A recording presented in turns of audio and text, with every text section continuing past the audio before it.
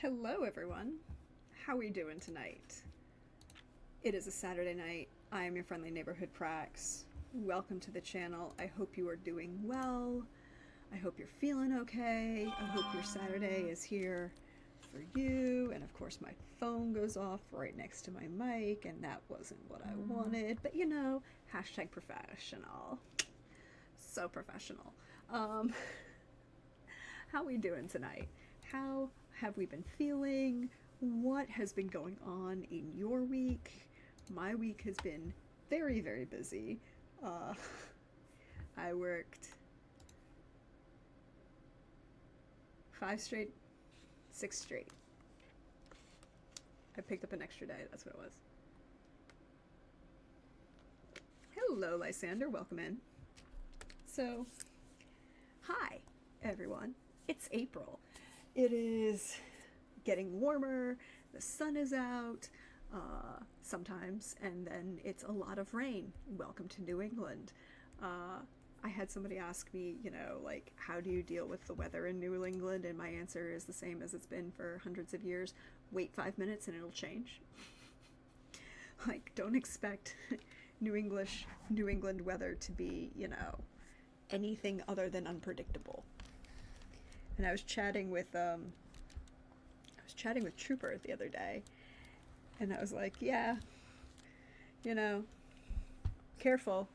We'll be all warm and prepped and ready for the spring, and then all of a sudden snowstorm. Because that's what happens here in our world.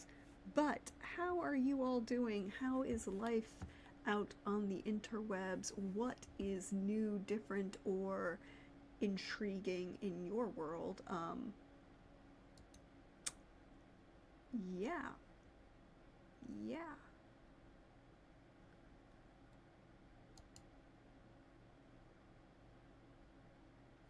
Okay, it was just my preview that was being weird. Okay, so first things first, you may notice on the overlay there's a very nice donation bar above us.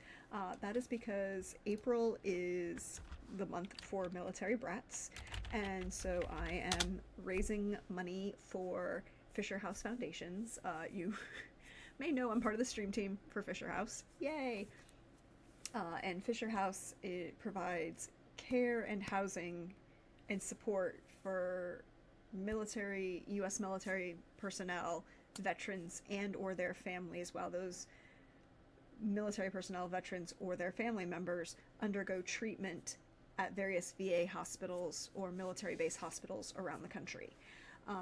They're really, really great. They opened their 92nd Fisher House last week. Yeah, last week. But they also provide they provide medical care. They help provide housing for people who are undergoing medical care.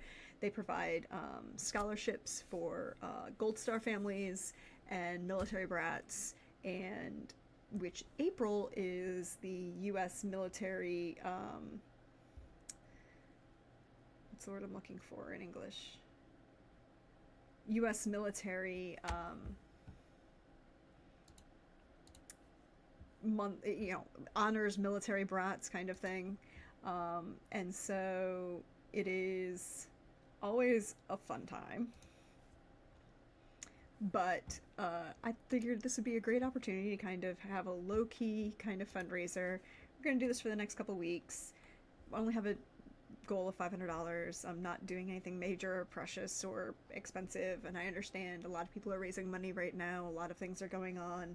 If you look out the window and read the news for the past 4 hours, there's lots of things that are happening. So I understand we're going to be low-key and special about this, but when this goes up on YouTube, I'll also add the link to the campaign there. So, if you happen to see us when you're on YouTube, by the way, hi, if you don't know, I have a YouTube. It exists. All of the VODs go up there. If you missed out on any of the chats, or if you missed out on any of the games or things that we play here, all of that ends up there. So, hi, how we doing? How's life going for us now that we are ready, set, prepared, all of those kind of things? Um,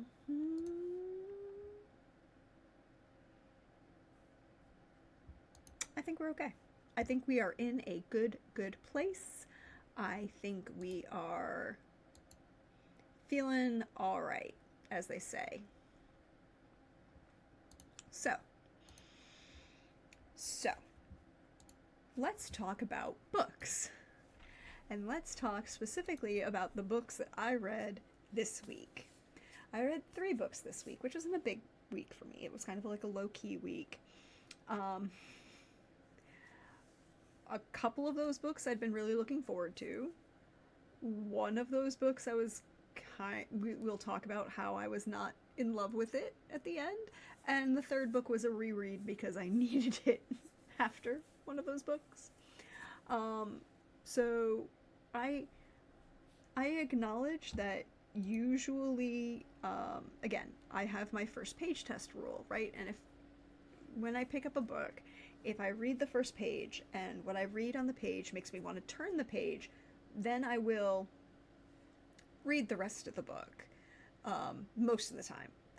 I've DNF'd a couple books. I DNF'd one book last week, but that was because it got to a point where I realized there's so much background information you need from the earlier series that this is a spin-off of, that you can't really read this without reading the original series, which I hadn't. So I was like, okay, I need to go read this other series first and then I'll come back to it. But most of the time I will just finish a book. If I turn the first page, I'll just finish the book. I read so quickly, and most of the time these are not a big deal. Unless it does something absolutely egregious, I just read it. It's what it is. So why don't we start with like chronological order of what I read this week, and let's start with all of these books I got from the library. The Floating Hotel by Grace Curtis. So this is a very, the green screen. Hold on, I'm going to turn the green chroma key off because apparently it wasn't liking that. But here you go. It's a very pretty cover, right? Like, we would say that that's a very pretty kind of spaceship, very Art Nouveau spaceship kind of cover kind of thing. And I had been looking forward to this because this book had been on a lot of people, been talked about. I had seen it mentioned by a lot of places online. And it was really marketed very heavily as the Grand Paradise Hotel in space. And if you don't know what Grand Paradise Hotel is, it is a BBC series where it's set in the late 20s or 1920s in Italy. And this English couple, upper class couple, run this hotel in Italy for like all of these upper class people. It's kind of like Downton Abbey, but in a hotel, right? Like there's a whole, it's just like that kind of vibe, right? It's a period drama, not a lot of high stakes, basically that there. And I was like, okay, so there's also been like thrown in some ideas of like, oh, like a Hallmark level murder mystery. Okay, it's like, so very low key, not even Agatha Christie level, but just very low key kind of feel good coziness. And that's what was marketed at this, like a less Madcap Faulty Towers, not even that. It's like, it was like, no, it's like upstairs, downstairs, right? Like it's upstairs, downstairs, or Downton Abbey, but in a hotel, right? And this was marketed as that in space, and this hotel is this floating ship. And I'm like, okay, so it's a little cruise ship that's got like very high class, very high end clientele, and it's kind of explained that the main character is like this guy named Curtis, and he is in love with the ship, and he, his great love of his life, he's been at the hotel his entire life, the hotel is his love, okay? Like, that is what it was marketed as, very, very heavily. And I was like, okay, that's what's on the back of the book, okay. And then, you kind of read the first page, and it's kind of what you get. And then I picked up this book, and I read it, in a couple hours. It's not a long book, it is not a long book, it's less than 300 pages. It's 288 pages, 289 with the acknowledgments, right? Like, So it's not a long book. It reads very quickly. There's lots of interjections and formatting that's very interesting, because one of the things that comes across in this book is you've got the lamplighter letters, and these are letters that are like paper, like that are like the Pickwick, not Pickwick papers, but like protest papers that are anonymous, that are against whatever world, intergalactic empire has taken over, and these are, anonymous papers that are talking about things that are wrong with the empire or whatever, secrets about the empire, whatever. And so periodically, like, one of those will be intercut. Fine. And while that was going to be an interesting kind of like intrigue kind of level, there are a couple like spies, but it's still supposed to be very low key, not a lot of stress. And then I read this book. And this is where I think that the marketing of the book was a problem. Because this book is not low-key Grand Paradise Hotel in space. This book is the Wes Anderson's Grand Budapest Hotel in space, complete with Wes Anderson level imperial intrigue in space. And I don't want to get mad at the book, but it was like, I was talking with my parents about this, and I was talking with a couple of other people about this, and I was like, when you are expecting a chocolate chip cookie, and you bite into it being told it is a chocolate chip cookie, but instead you discover when you bite into it, it is an oatmeal raisin. And you don't want an oatmeal raisin, you want a chocolate chip cookie. Those are not the same thing. And these are, and like, you don't want to get mad and say that it is a bad oatmeal raisin cookie, because that wasn't what you wanted. But at the same time, you didn't want an oatmeal raisin cookie, and instead you wanted a chocolate chip. And so instead of having a Wes Anderson imperial, like, spy quote-unquote thriller,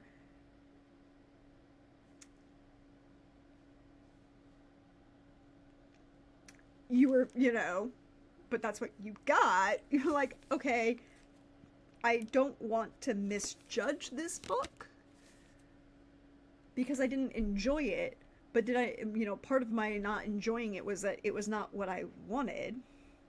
So was it a badly written book? No. Do I think there are flaws with it? Yes. I mean, like, any book has little flaws. I think that some of the characterization is a little flat, and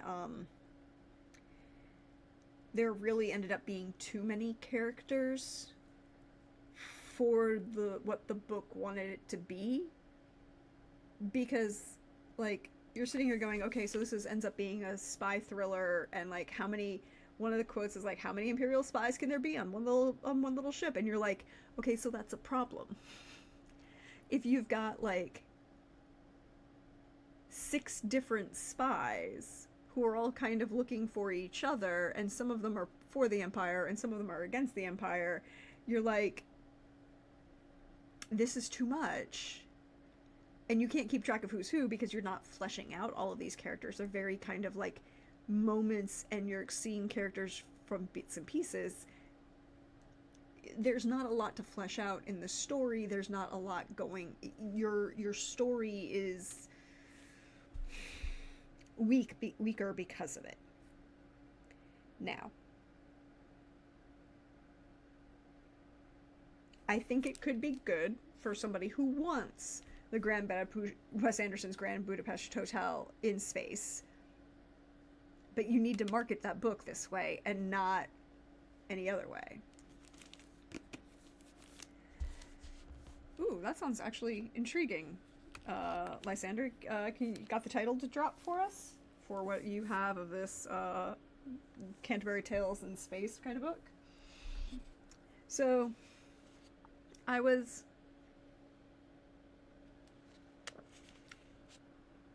not a fan of the floating hotel.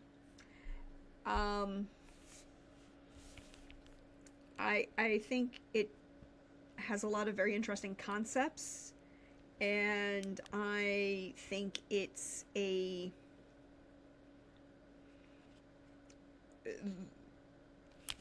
author is it has decent prose. I think Okay, so here's the other problem. The author is very obviously English and is trying very hard to write in a very Douglas Adams, Terry Pratchett kind of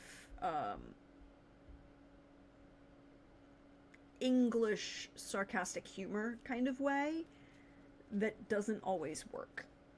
And I think it's part of like that combination of, again, that kind of Wes Anderson spy thriller kind of feel meshed with like Terry Pratchett and um, Douglas Adams snark, that there's a tonal difference that's kind of not really working for me. I don't think it's a bad book by any means. I did finish it. I didn't stop finishing it. So I don't know. I am not a fan. Am I really needing to read more things by this author? Probably. I'm willing to. She has one other book in print. Or they have one other book in print. I shouldn't make assumptions on. No, I was correct the first time. She has one other book in print, and called Frontier. I might check and see that out. We'll see what happens. Lysander asks, do you mean it's got several storylines going on at the same time and they crash into each other at times? Yes. Yes. Like, there are... Okay. I'm going to put the spoiler tag up because I believe these... Yeah, you know, I always put the spoiler tag up when we're talking about spoilers, but, like, you've got the plot of Curtis, who is the manager of the hotel, and what he's trying to do to keep the hotel running. You know, he's been on this ship for 50 years. His great love of his life is the hotel. How is he going to keep the hotel running? You've got these, like, 6 different spies and counter spies who are on this ship looking for various each other. You've got the Lamplighter Chronicle Papers plot going on. Then you've got this other plot with the, you know, this underlying tension between a number of upper class guests and how they're dealing with whatever's going on the ship, and you're just like, there's too much going on that doesn't meld well in the plot to the point of, like that movie The Imposters, not quite like Imposters, but think more like I mean, it's just like you've got the government going on over here. You've got these other characters, you know, like you're focusing in on like the crew, like the crew of the ship and what they're doing every day. And you've got like this chef who they land on this island, and they send the sous chef out to kind of they land on the planet, and they send the sous chef out to like go buy supplies, and the sous chef is like, yeah, this is the best thing, you know. You're following him and his plot about like overcoming the trauma that he experienced in war and being a soldier that he, you know, basically is now the sous chef on this boat and all of these kind of things. Then you've got the front desk girl who's dealing with like her trauma and her, you know, learning to stand up for herself against aggressive patrons, while also at the same time standing up against, you know, dealing with like her bad breakup kind of trauma. And then you've got a bunch of people that you're just like, okay. And at the same time, you've got these 6 different levels of spy thriller going on of like, these people are looking for this Lamplighters who are possibly on this boat, and these people are looking for the Lamplighter too, but to try to save them from the Imperials who want to capture them. And then these people are looking for what they know are the counter spies that are on this ship who are trying to help the Lamplighter, so they're trying to get into it. And you're just like, any one of these plots would have been fine. All of them together is not meshing. And it's not working. It's just, there's something not happening. And then you add on that level of like Wes Anderson aesthetic being more important than necessarily plot or development. And also that level of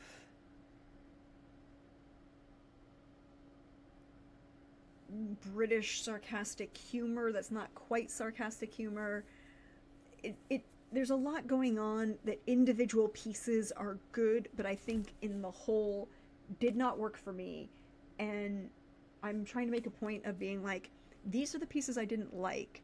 And I'm really trying very hard not to get focused on the fact, am I not liking these pieces because they didn't work, or am I not liking these pieces because that wasn't what I was expecting when I picked up the book, because it was billed as something else. And I think it's because these pieces didn't work, on top of the fact that this isn't just not what I was in the mood for and not what I was expecting.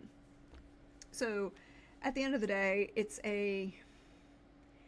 you like that kind of Wes Anderson overly complicated plot, aesthetics being really important, no one character being the central focus, but at the same time, plot-wise, they kind of are. If you like Douglas Adams, or Douglas Adams level of like intrigue or wordsmithing, although I don't think that Grace Curtis is a Douglas Adams level wordsmith yet, but she wants to be. You might enjoy this book, and if any one of those individual pieces intrigues you, I would go ahead and pick it up just to see. Like, I think this author has a lot of really good potential. I think this author could, I'm willing to go look for her other book to see what I think. But this one was not for me.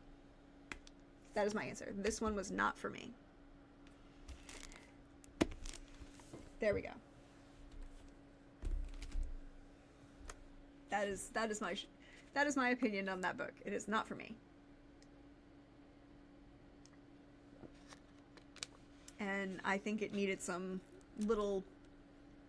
to help rein in the focus a little bit, or if you were going to be that broad in focus, you needed to be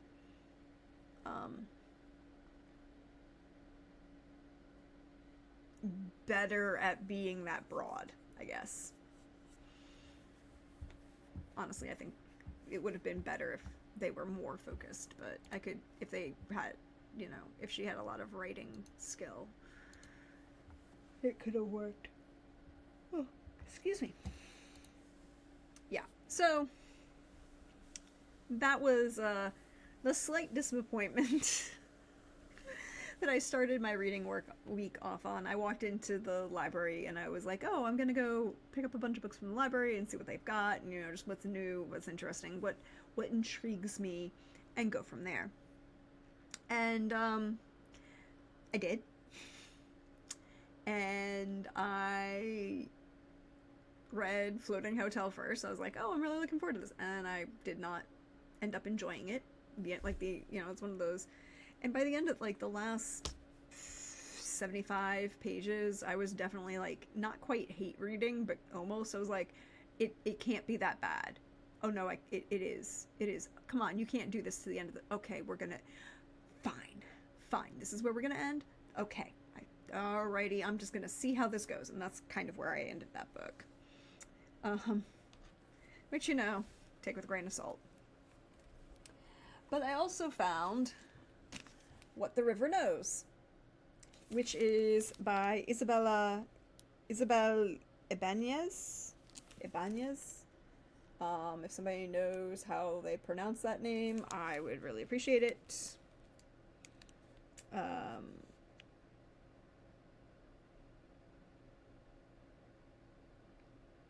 So but this book, I was intrigued. This is another book that I had been intrigued by. I kind of picked it up because I liked the cover, and I had seen it in Barnes & Noble, and I was like, oh, that looks really kind of cool. I should take a look at this. And then I read the blurb on this book. And I'm going to read this blurb. And there's a lot going on, so just listen to this. Bolivian-Argentinian Inés Oliveira belongs to the glittering upper society of 19th century Buenos Aires, and like the rest of the world, the town is steeped in old world magic that's been largely left behind or forgotten. Inés has everything a girl might want: except for the one thing she yearns for most, her globe-trotting parents, who frequently leave her behind. When she receives word of their tragic deaths, Inez inherits their massive fortune and a mysterious guardian, an archaeologist in partnership with his Egyptian brother-in-law. Yearning for answers, Inez sails to Cairo, bringing her sketch pads and a golden ring her father sent her for safekeeping before he died. But upon her arrival, the old-world magic tethered to the ring pulls her down a path where she discovers there's more to her parents' disappearance than what her guardian led her to believe. Her guardian's infuriatingly handsome assistant thwarting her at every turn, Inez must rely on ancient magic to uncover the truth about her parents' disappearance, or risk becoming a pawn in a larger game that will kill her. The Mummy meets Death on the Nile in this lush, immersive historical fantasy filled with adventure, rivals to lovers romance, and a shocking twists and turns. Okay. So I don't think this is really rivals to lovers. I think this is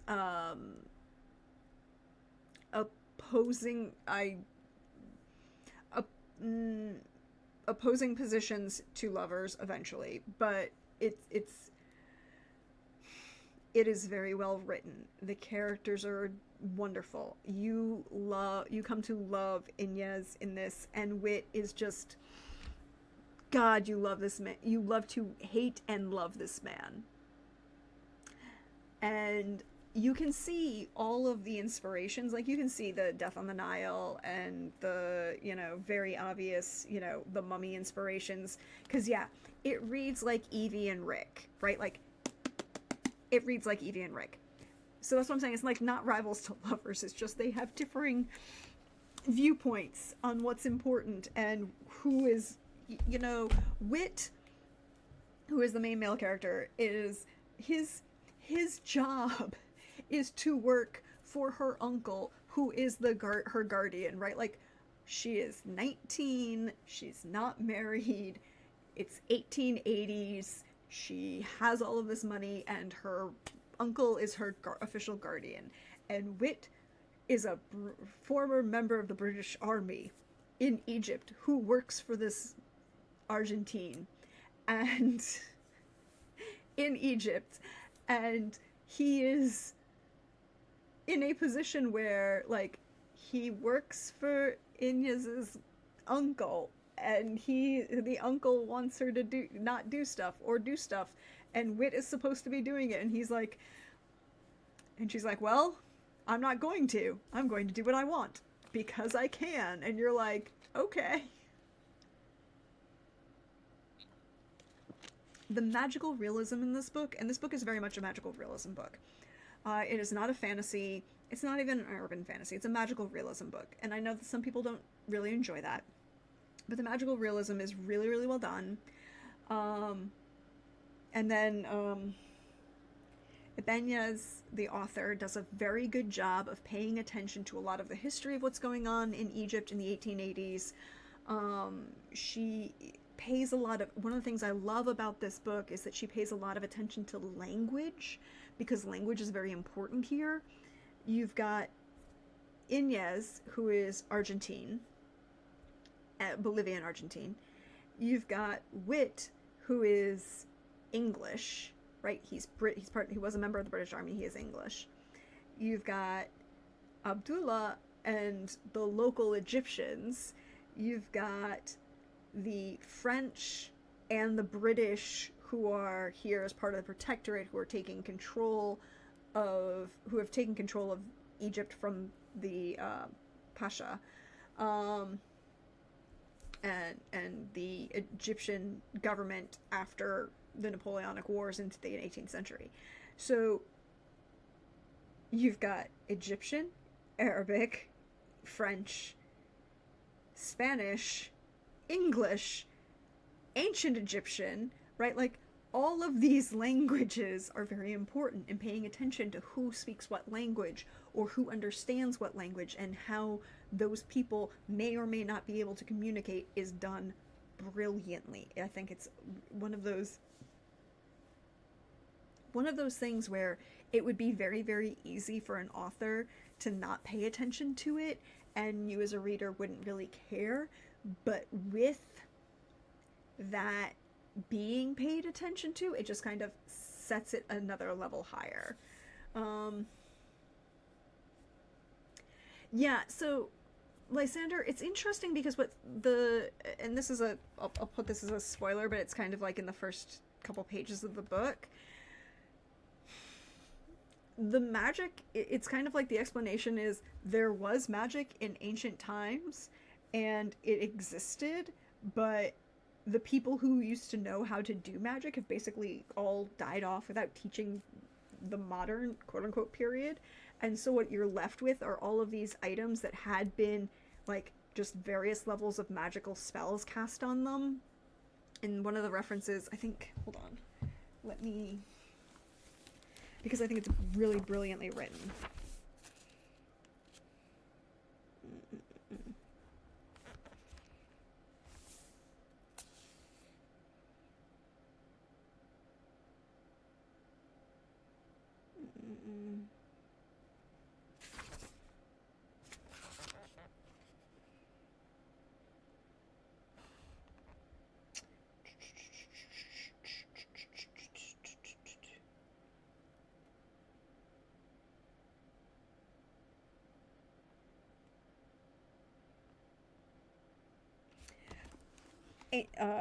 Everyone knew it was dangerous to write magic down, and so their methods were taught orally.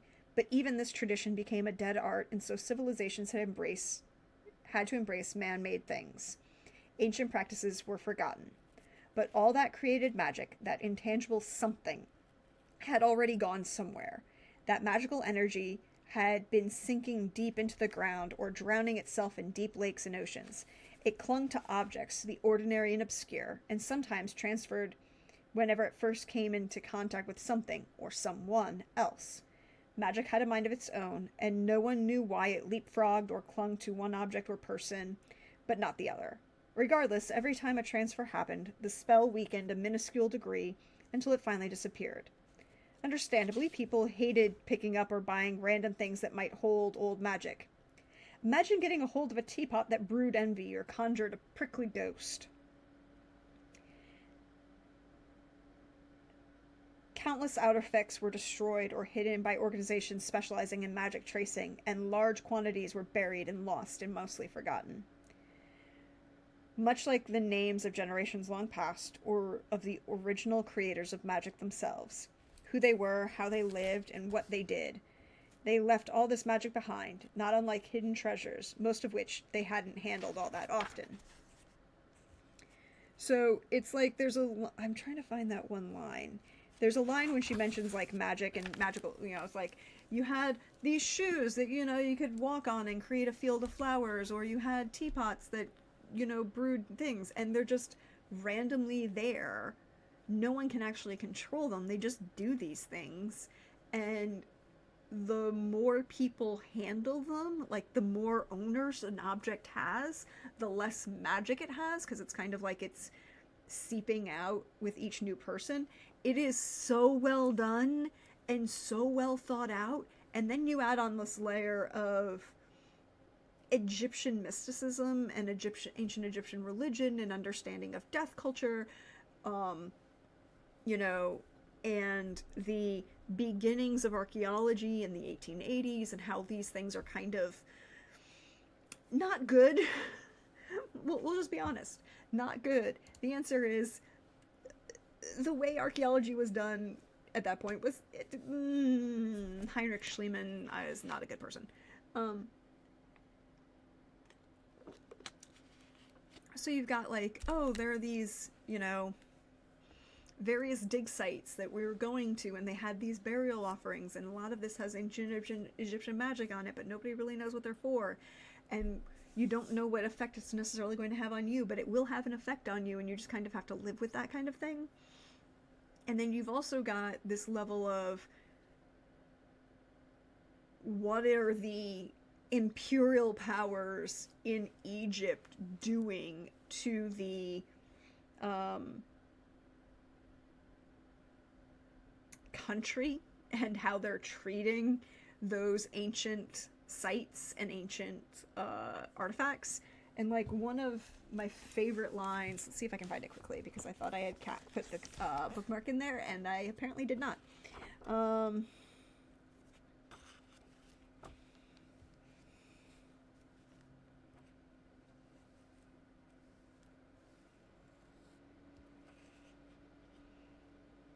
mm, mm, mm, mm, mm. Uh,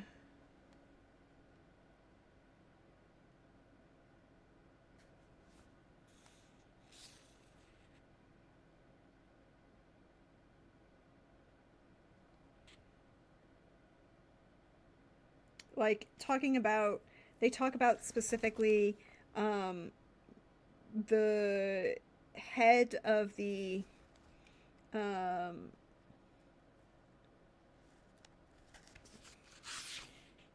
Egyptian museum, you know, allowing tourists to deface artifacts, or the sale room. Um, Maspero allows tourists to buy excavated artifacts in his museum, statuettes, figurines, jewelry, pottery, and the like. I blinked. Historical objects of significance are for sale? Correct. To tourists? Correct again. My voice rose. And the money goes where exactly? Um, their conversation abruptly stopped. All three men shifted in their seat to look at me. My uncle's expression held reluctant in admiration. Back to the government, of course, Sir Evelyn said, his lips stiff and barely moving. And I'm like, I love the fact that the author describes this Englishman as lips stiff and barely moving. I'm like, this is why stiff upper lip was a bad thing.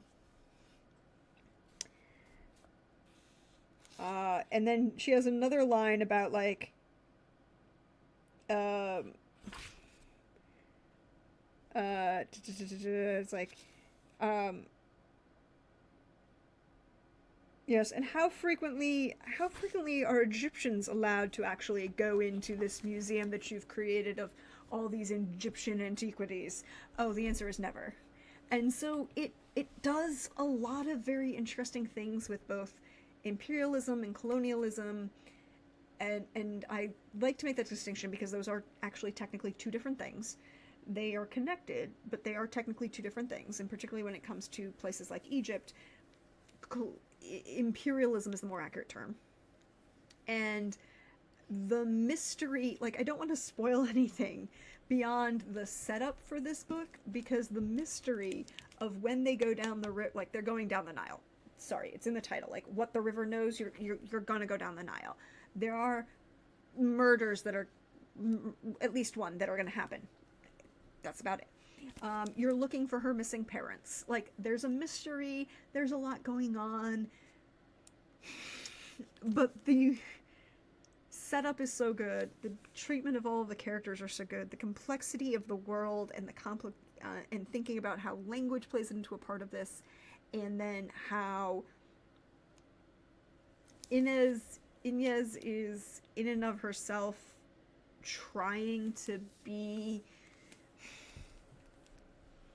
something more and grappling with her grief over her parents' death, but all at the same time feeling like they always spent 6 months out of the year in Egypt. And if you stop and think about like how long steamship travel between Buenos Aires and Cairo is, like, they spent the majority of her life not with her.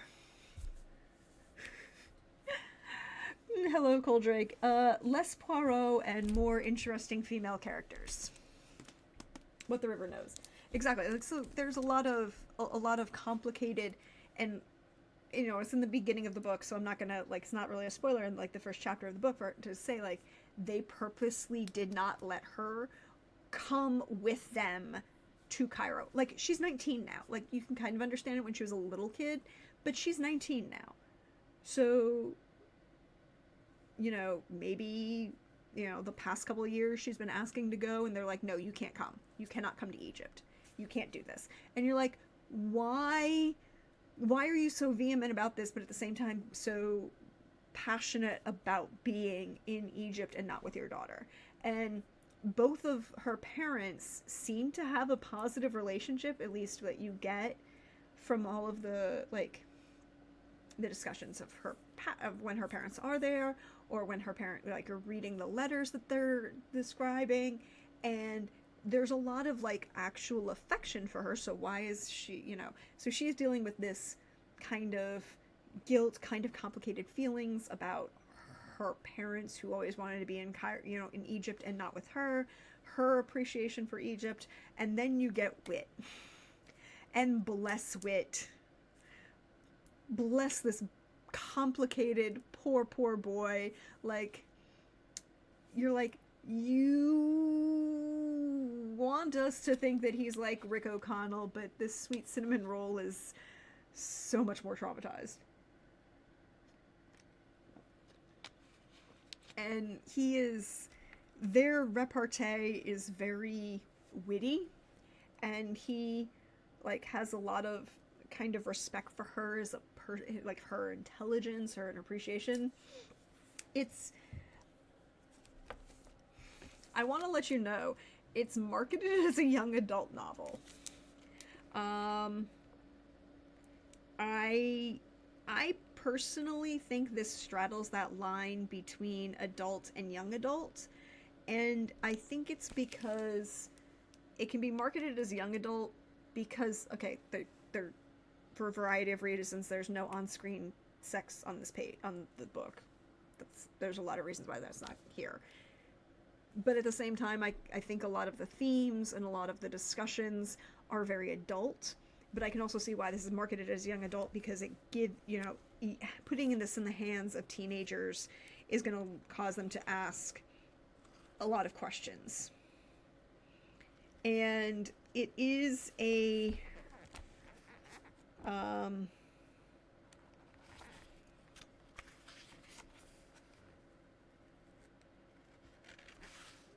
it is a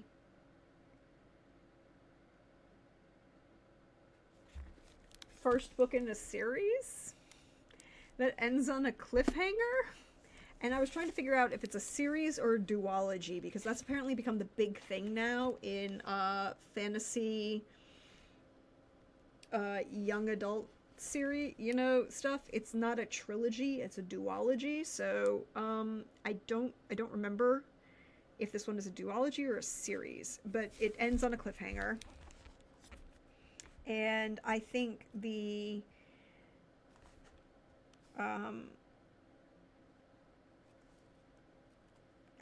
can't really wait to look forward to see what happens in the second book. In the next book, because I think it ends in such a way, and you're like, oh, if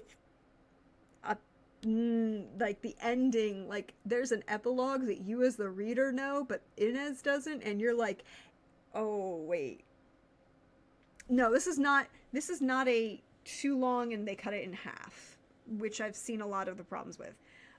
This is literally like, there is a conclusion to this story, but there's also the add-on to, like, a greater mystery that's in this world that they're trying to work through, and other things that are happening.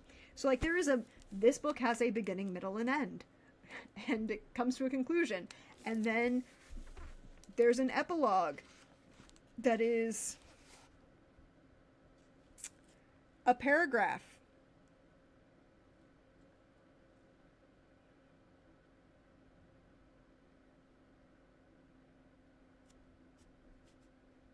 And when you get to the end of that paragraph, you're like, motherfucker! I literally screamed out loud. And I was like, damn it, when's the next book coming? And yeah, exactly. One of those types of paragraphs. I will not spoil what it was, but I really want, Lysander, I want you to read this book and then tell me what you think, so that I can have this moment of, like, no, it's not quite extension on the book contract. Like, I can honestly, this, Isabella Ibanez, hello, PB, welcome in.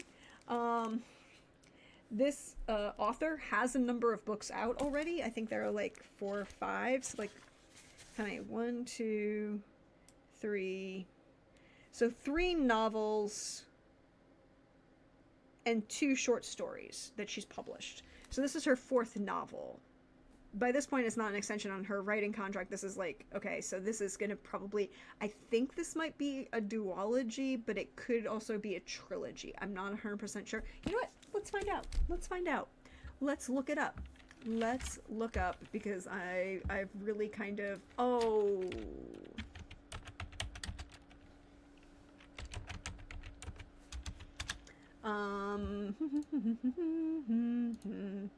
okay. Books. Hello.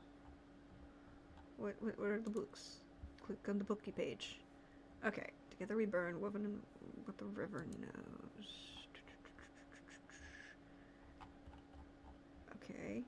Okay. Great. You don't tell. Curses. Doesn't tell us. It doesn't tell us, and that's sadness. But I firmly recommend this book. I think it does a lot of very interesting things. There are some characters in this book that you're just like, God, yes, I really appreciate them. And then there are characters in this book that you're like, fucking assholes. And I appreciate the fact that there are these well-written characters. So this was the book that I really, really enjoyed this week. So I had one book that I read that I did not enjoy at all. And then I had this one, which was like, yay, this was a lot of fun. I really enjoyed this. I think this is a very good book, and I hope it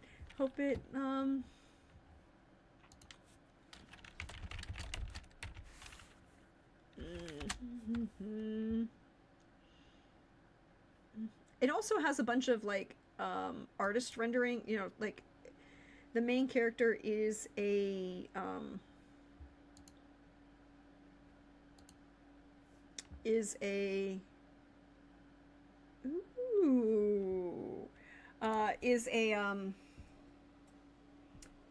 one of the things she does is she draws, and so there are lots of points in the book where you see her artist renderings of something. Like, for example,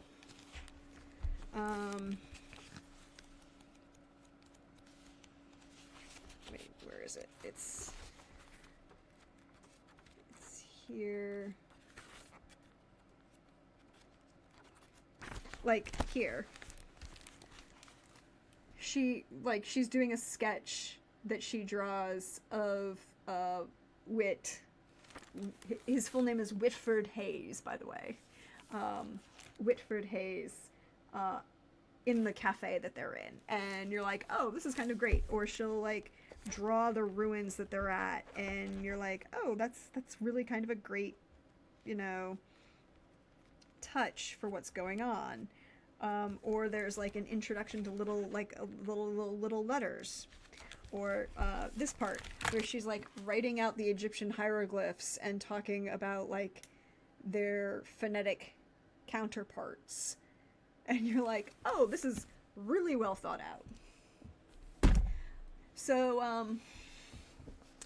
I just looked up the book on Goodreads, because that's what I did. And why did it not do the thing? Okay, hold on.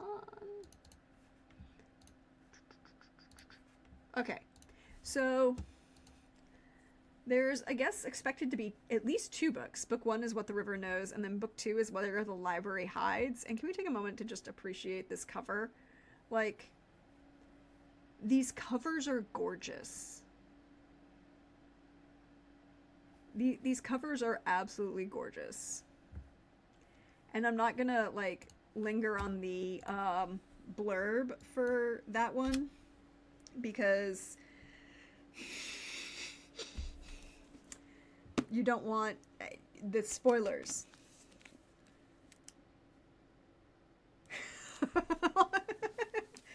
Oh, PB, like, the end of the book, you're like, there's a moment, and you're like, oh, okay, And then you, like, there are lots of emotions in the last 50 pages of this book, and then you get to the epilogue, and I was like, you motherfucker!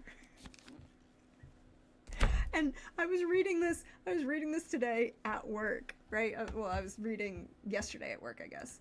And I was like, I'm very happy. I'm very, very happy that no one else is here in the store, because that was really loud. But it was really good, and I really, really enjoyed it. And I think I'm definitely gonna have to. I want to definitely kind of look at seeing if I can find. Okay, so I think she's writing duologies, right? Like 1 and 2. But let's look at Woven in the Moonlight, because this is the next book that I think I want to get from her, which looks really cool. And because I loved what she did with the complicated discussion and of language and history in Egypt, and because book 2 is not anywhere near out yet, I need to read something. So, Woven in Moonlight. Let's take a look at this one. And I'm going to tell you right now that there are a number of Spanish and indigenous South American names that PB will judge me for my pronunciation, but I'm going to try my best. Okay? I am telling you this now. I am trying my best, but I'm looking at these words going, oh, I don't know, but I'm going to try. So, Woven in Moonlight. A lush tapestry of magic, romance, and revolution, drawing inspiration from Bolivian politics and history. Jimena is the decoy condesa, a stand-in for the last remaining Illustrian royal. Her people lost everything when the usurper Atok used an ancient relic to summon ghosts and drive the Illustrians from La Ciudad. Now Jimena is motivated by her insatiable thirst for revenge and her rare ability to spin thread from moonlight. When Atok demands the real Condesa's hand in marriage, it's Jimena's duty to go in her stead. She relishes the chance, as Illustrian spies have reported that Atok's no longer carrying his deadly relic. If Jimena can find it, she can return the true aristocrata to their rightful place. She hunts for the relic, using her weaving ability to hide messages and tapestries for the resistance. But when a masked vigilante, a warm-hearted princess, and a thoughtful healer challenge Jimena, her mission becomes more complicated.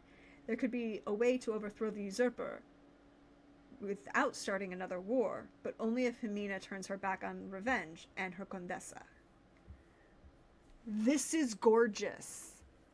We need to take a minute to look at this cover. Hello. Hello. This is a gorgeous cover. Like, there's a lot going on the, oh, hold on. Let's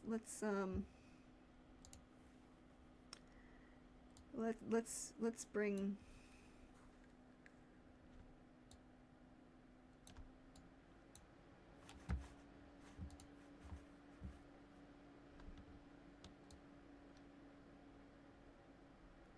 why is it not? Oh, because I'm not hitting the right button. That's why. There we go. Look at how pretty that is.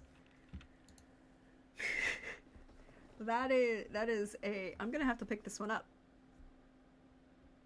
Like, this one is absolutely gorgeous. I love this. I love, and you can see the little masked vigilante, and the owl is carrying a sword. The owl, he carry a sword, and a parrot of some sort. The little iguana, and the sloth. Look at the little tiny sloth. He just like, I'm chill. I'm hanging out. It's fun. And the little ants. Like, that snake is judging you. That snake is judging you all over the place. He's just like, and what you gonna do about it? Like, I see a lot going on in this cover that does a lot of really good things. And then if we go to, and then there's the sequel written in Starlight, but I'm not going to look at the sequel because they put too much information in the blurbs for the first book. Like, you don't want to know. I don't want spoilers for the first book. I just want to know what happened. I just want to see the second book, or So look at this cover. Like, I want to know who their cover artist is. You've got the sun and the moon. You've got the moths, which are really kind of important in ancient, and scarabs, which are really important in ancient Egyptian theology. The crocodiles on the riverbank, and those crocs are just like, they know some shit. Like, this is a croc who knows what's going on. Their secrets. And then just like all of this is so well designed. Who is her designer? Like, okay.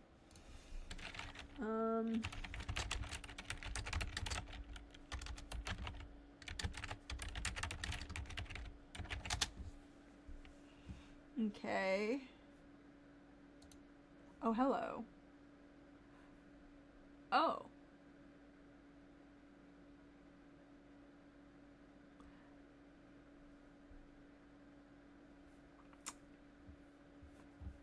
So, apparently she has some fan art on her Instagram.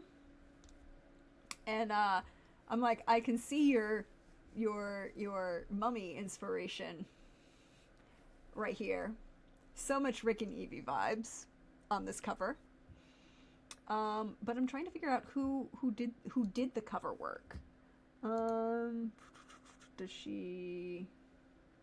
Ooh, hi. Where the library hides. Okay, but do we... Oh, this is an alternative cover. Oh, that's the Fairy Loot cover. I like the other one better.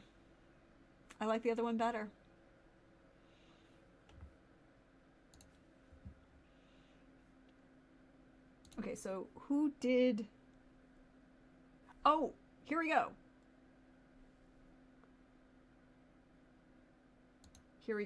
This is the cover artist. Oh, look at this one. Brilliant cover art. I am here for this. Oh, she did the cover art for Girl with No Reflection? Oh, that's actually really cool. I support all of this. I love it when the author takes the time to credit their cover artist and appreciates it. Also, I like this one. I like this dark version of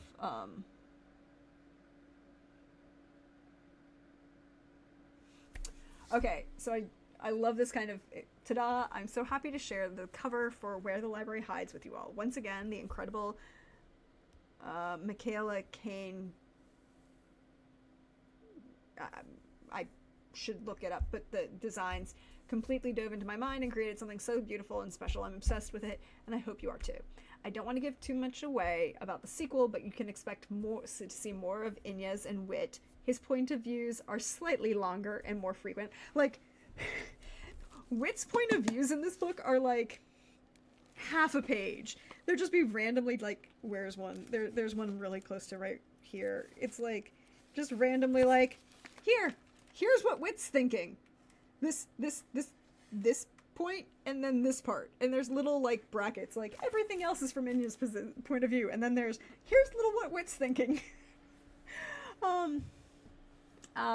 Illustrations done by me. Delish food, obviously. Adventure, heartache, and perhaps a twist or two. You're gonna give us a twist, and I know it because this book is so good. He got a little POV as a treat. Yes, he did. He is that sweet summer boy. You're like, you want to not like him, but he's so much of a sweet summer child, and I think people will really enjoy this book. And if you haven't read it yet, pick it up. I'm definitely going to go put on reserve at the library the other two books by this author. And again, I'm thinking, you know, I think, are they marketed as young adult? They probably are. I don't agree that they're they're marketed as young adult fantasy. I don't necessarily agree that they're young adult. I think they are really well. I have now 172 lines for this book. You're welcome. Look. Just tell your library that they need to order more copies, or see if they're on Libby or Hoopla if you like audiobooks, because that's the thing. Or you can know. But yeah, I'm going to need to go and get the other books that this author has written. I've just moved and need to get a library card. Mood. That is my mood. Embrace your local library. Go in and just that was what I did. That's what I did last Sunday. I walked in. I was like, okay, what do they got that I'm kind of interested in? And I've got my. And so for those of you who, I don't know if anybody's been paying attention or whatever, but one of the things that I've been doing is using Storygraph, right? So Storygraph is an app you can put on your phone. It has dark mode, which is life-saving, but it helps you track your reading and really nice kind of organized little pie chart graphs, whatever, and it is a really great alternative to Goodreads. I still have my Goodreads and I kind of update it as I go, but Storygraph is an app created by a Black woman. So there you go. It's not part of the Amazon empire like Goodreads is. But the nice thing is it has a barcode function where you can literally just scan the barcode of any book, and it'll search for it in its database and pull it up. So I add things to my TBR as kind of whenever I hear something interesting mentioned, not so much as a TBR, but as this is my list of stuff I should look up kind of list. And then if it's something I'm interested in, I'll go and borrow it or see it from someone will go into the library and be like, hey, what if these were books that I had seen mentioned? Does the library have them? Yes, let me go pull and give it my first page test. If it passes the first page test, then I'll grab it and, read it. If it doesn't pass the first page test, I'll remove it from the TBR. It makes my life so much easier. Also, it has a really nice, it has one of the best, I think, features for, okay, so I didn't update what the river knows, but one of the nice thing is when you say you've read it, you can then add a review, right? And your options, by the way, are to read, currently reading, did not finish, remove book, which is great because I think it's a really great way of dealing with stuff. But when you add the review, they have a lot of, it's very organized to be here are all these checkboxes for, this book would be for someone who is in the mood for something adventurous, challenging, dark, emotional, funny, hopeful, informative, etc. Or how would you rate the pace of this book? Is this book mainly plot or character driven? Is there strong character development? Did you find the characters lovable? Would you say that these cast of characters are diverse? And the answer on this book is hell yes. Yes, I love these characters. Is there strong character development? Yes. It's a mix between character and plot. Are there flaws? Are the flaws of the main characters a main focus of the book? Yes. How would you rate this book? I'm giving this book 4 stars, but you can also give it 4.25, 4.5, 4.75. Then you could give anything else you like, an explanation, blurb. But then they also have would you like to add any content warnings to this book? And there's graphic content warnings, moderate content warnings, minor content warnings. And do you want to add anything else? So under a spoiler tag, it's a really great, very consistently organized way of looking at this book, of looking at your books, and I am a really big fan of it. It also makes it really easy to look things up based on editions, change things. It's all great.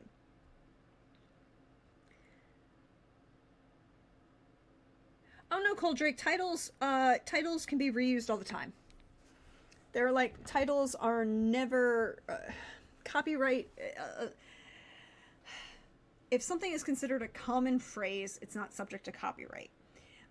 Which is why a lot of titles, you will almost always, like, The Greatest is one of the biggest ones. There's like whole bunches of them. Some titles are very obviously going to be copyrighted and never going to be duplicated because they're very, very long and very, very specific, like A Court of Thorns and Roses, right? That's probably copyrighted. But What the River Knows is a song lyric.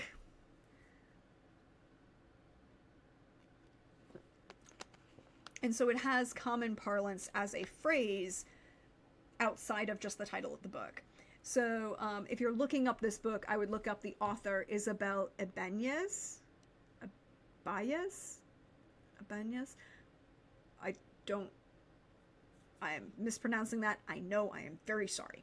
I'm trying here. But the author is... Okay, so Secrets of the Nile is going to be a duology. Together We Burn. What's that one?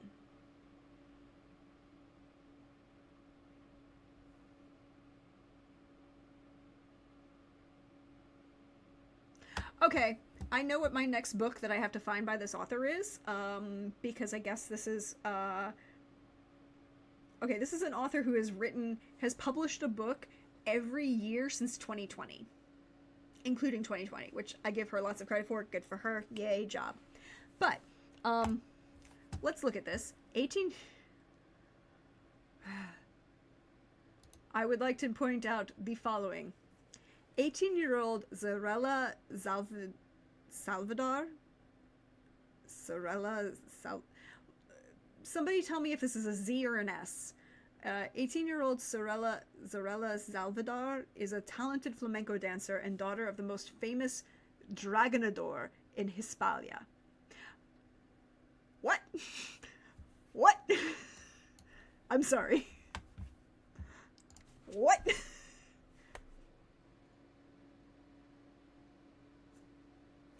I would like to say that the word dragonador has just...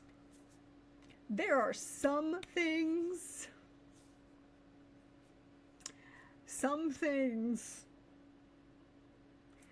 I think maybe you shouldn't do, which might be including having a toreador for dragons. Like,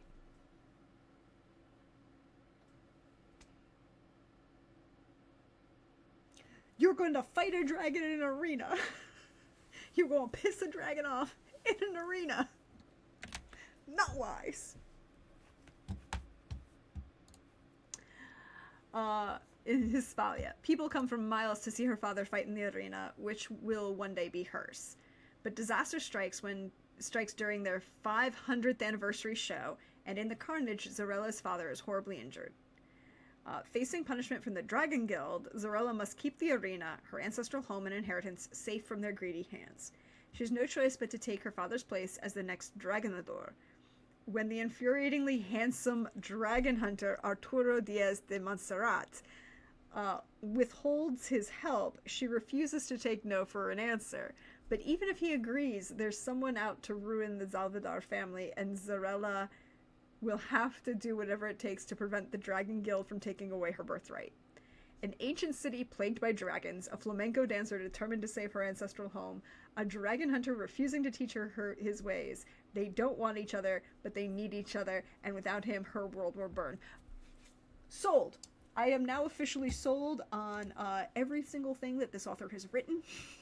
I need to go find these books in my library, in all of them. It sounds great. Yeah, Dragondor instead of Matador. Oh, it's an S sound. Thank you, PB. So, Sorella Salvador. Okay. See, that is the question. I asked, and thank you, PB. So it's like a Matador, except for dragons. Because yes, this is... And Lysander is saying that there is an alternative cover on Amazon.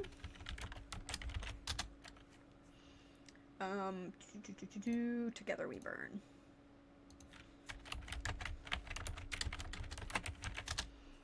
Together We Burn.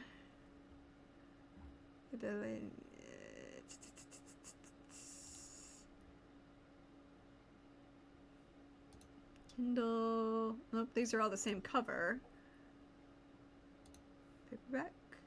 Oh, it's the paperback that's the alternative cover. Ooh, I like the alt cover. Let's look at this alt cover. This is gorgeous. Look at that dragon. The orange, the Valencia oranges.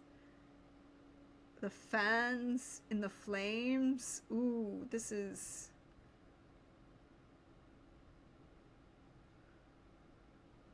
This is a lot. I am here for it. Can I find this without ordering it on Amazon? It's a paperback. This is the paperback. Is the paperback out yet? Is this a pre-order?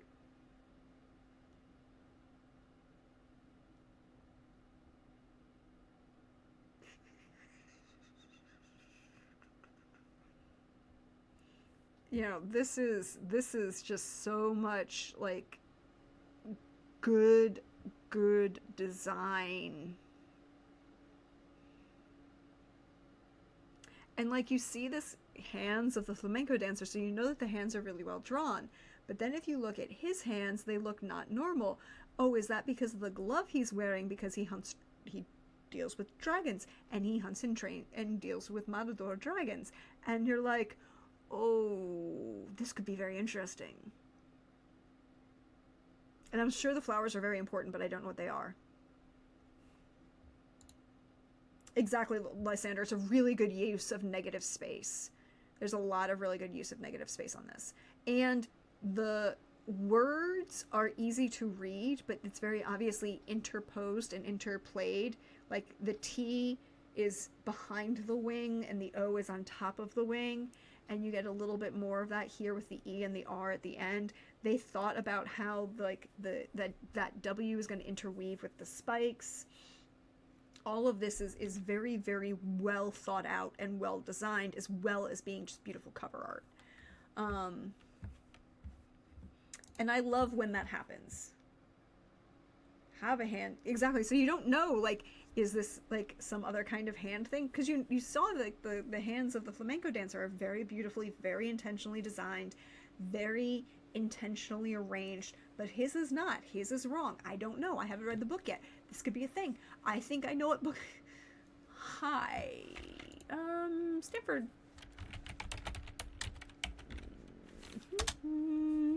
Ferguson, come here, Ferguson. Let me see how many of these books you have. Isabel. Yes. Okay. Okay, so the Written in Starlight is available. Woven in Moonlight is available. Oh, I have the one copy of What the River Knows checked out. That's good. Good to know. That's a thing. But they do have the other duology, but they don't have the Together We Burn. So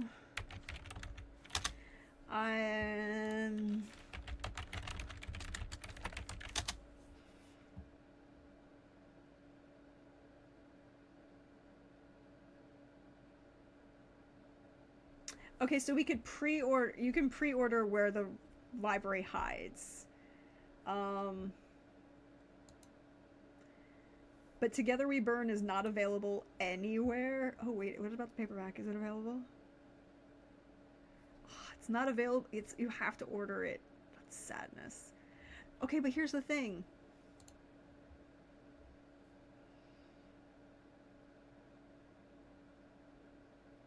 The better cover is the paperback. Oh, That's great. Oh, it's not available. Okay, so Together We Burn paperback edition won't be released until October 22nd, 2024.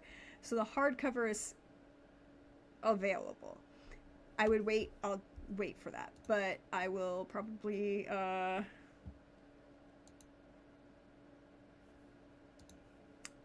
place a hold on the other two books.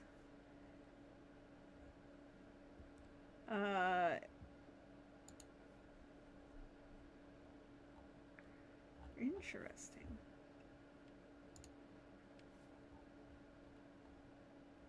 So we can. So. Yay! PB's first! Which one are you getting, PB? Together We Burn? Because if that's the case, I might have to just go buy it.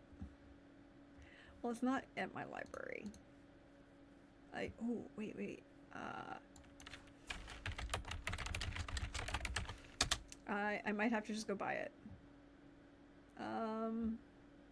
Suggest a purchase. Here's the other thing you always want to make sure that you can do is take the time to go and on your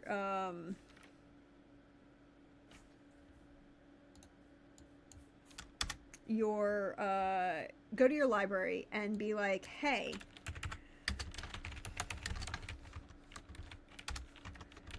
sometimes a lot of these books they'll tell you to suggest a purchase, and I'm like, okay, I have done that for a number of books, and then they end up on the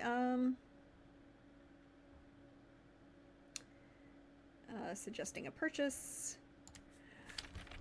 Together We Burn by Isabel Ibanez.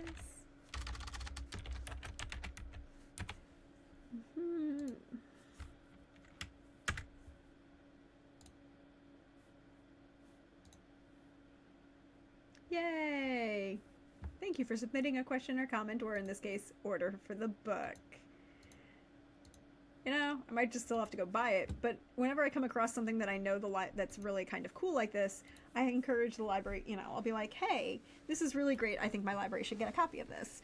And I think it's a great thing for the library to have, you know, build out, you know, and by having the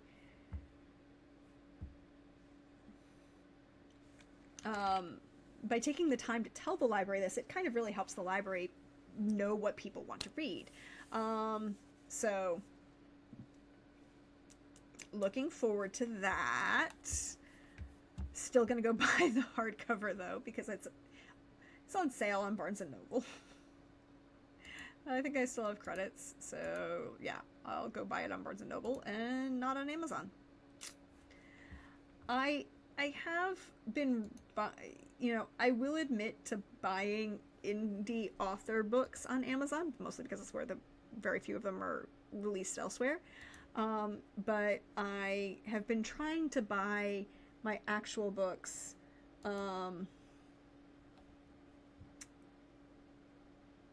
like if it has a traditional publication, I try to buy them somewhere else. Bookshops.org. Bookshop.org. Come here, bookshop.org, and PB will tell you that bookshop.org is, whoever does their tagging is very, very interesting in whoever is doing the tagging at bookshop.org, because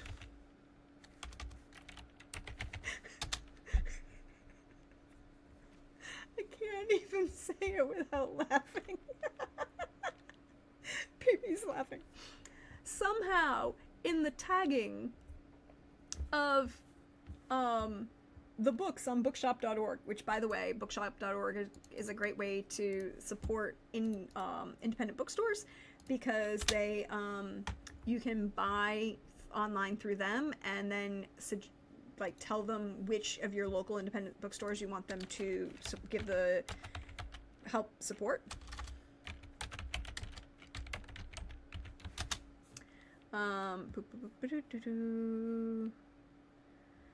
So it's not always, oh, and they have them in Spanish too. So usually they're not, sometimes you can get them cheaper from other places, but if you want to support like a local bookstore, it's a great way of doing it. And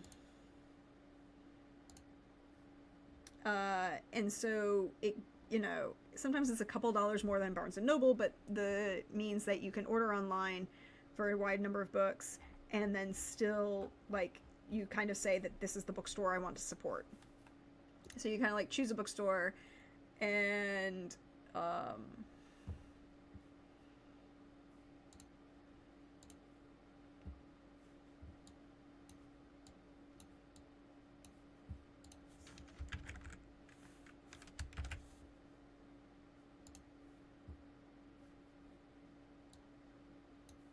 and it gives you like a number of books nearby that would help, that you would want to support, and you're like, great, like the one that's closest to me, which is in Darien, and there you'd be like, support this bookshop, yay.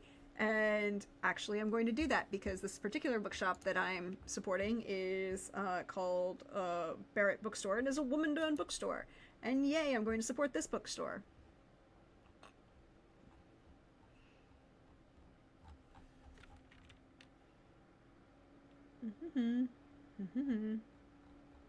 But if I go on and be like, hey, Hawkeye, welcome in, Raiders.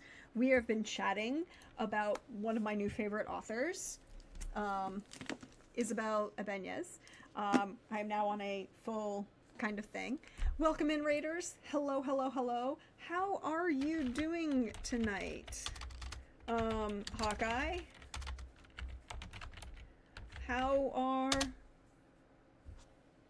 How was Grappler's Keep? Oh, it's Saturday. How was Grappler's Keep?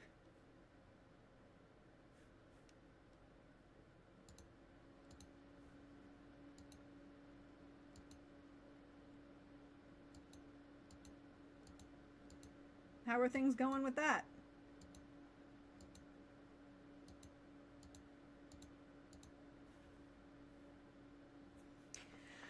But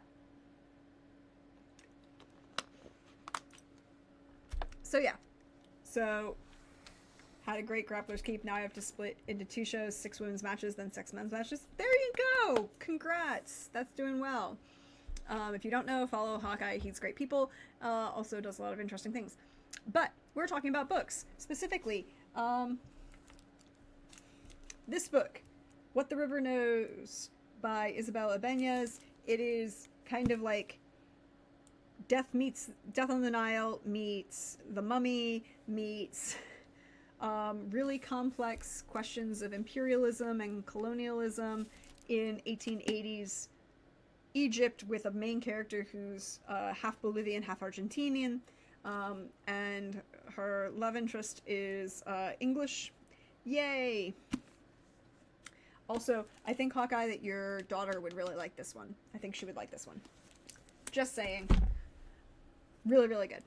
But we were also talking about bookshop.org and bookshop.org and how you can support local independent bookstores by ordering books online through bookshop.org and doing it with them, so that they can then, like, choose a bookstore. And when you choose the bookstore, it kind of like gives portion of the proceeds, as if the profits and the sale were coming from that individual bookstore. But not all of the local bookstores have all of the availability of all of these online books. But yes, I am picking up the book that is not currently available at my library, from bookshop.org. So, like, basically the math ends up being about 1/3 of the cost of the book is going to the bookstore. And I really appreciate the fact that the bookstore, like, I'll show you this page because I haven't put any information in yet, so you can't see anything. But, like, I give a lot of credit to this website by saying, here's exactly how much is going to your local bookstore.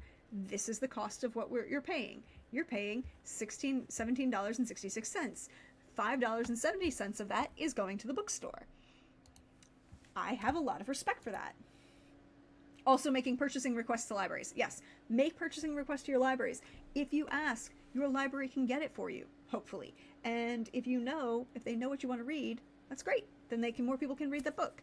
And if you like audiobooks, if you have a library card, you can get Libby or Hoopla. They're both apps that do audiobooks through your libraries, and they're also nationwide, so they do interlibrary loan. As I have said before, for me, audiobooks are a struggle. I really, really can't do them, but I love to support people who can.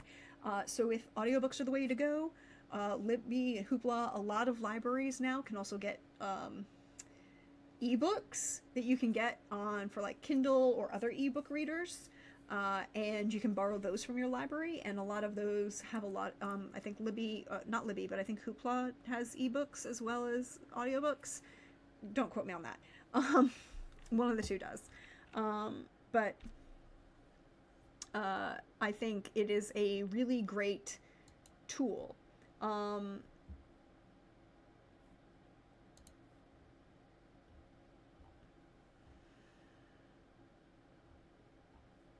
And so I think that's a really great thing.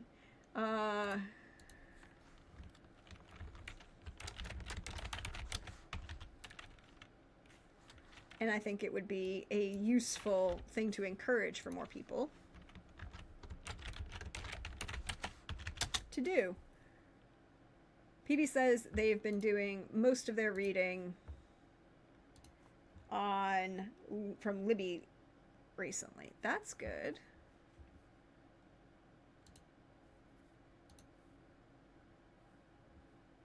Oh yeah, okay, and shipping's not bad. Shipping is standard 4-day shipping is like $4. I'm okay with that.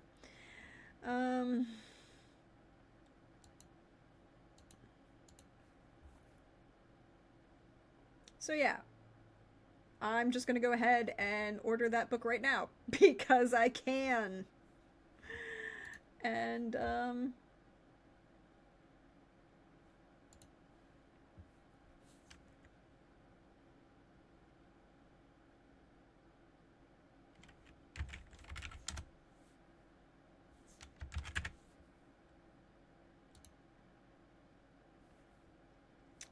now I'm just going to place that order.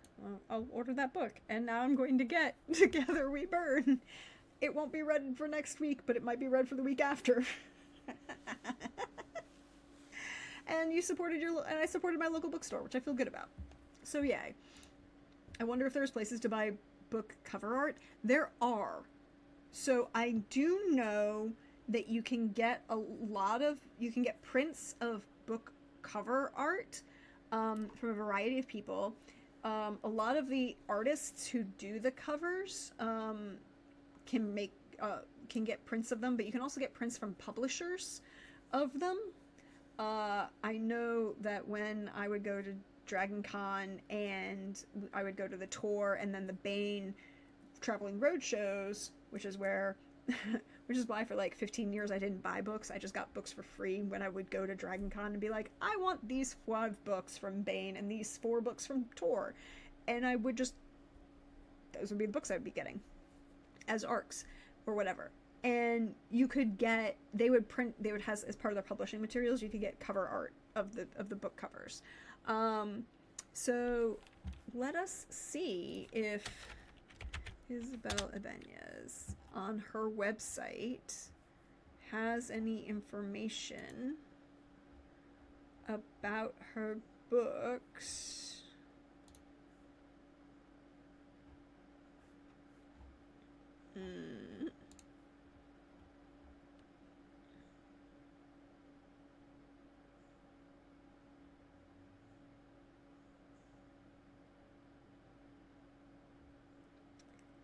So I don't see, who is your publisher? Who is your publisher? That might be helpful.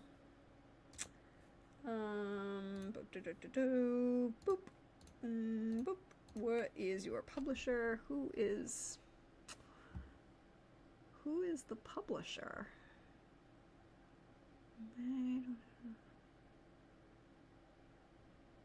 Okay.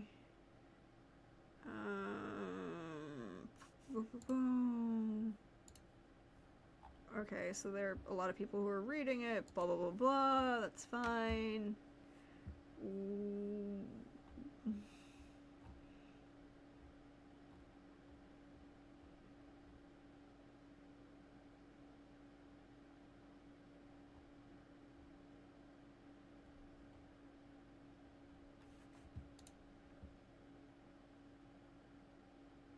Yeah, does the artist for this book sell their art? So when I was looking up the author on Instagram, I found the author on Instagram, and they very kindly tagged the cover artist for their cover, and they have a website link.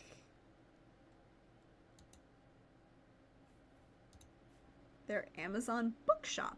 Interesting. But they have Hugo finalist. Oh, I'm glad you got. Like, look at these covers that they designed. I love that one. Son of Blood and Ruin, The Girl with No Reflection. But a lot of the artists who do these kind of things end up have designs that they can sell. Depending on their contracts with the books, the publishers. Album covers.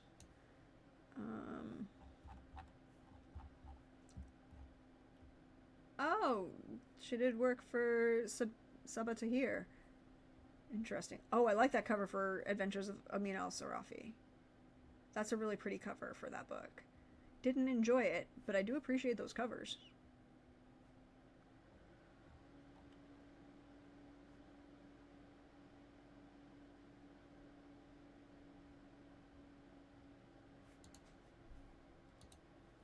Okay. Okay. It doesn't look like there's anything that you could do. Or at least I can't find anywhere to. I could get a print of the paperback and put it on the hardcover. I mean, you could get a cover like that. It's also called, like, just get a book sleeve. And do it that way. That would be absolutely gorgeous. I'm here for that. By the way, there's another author for me to follow.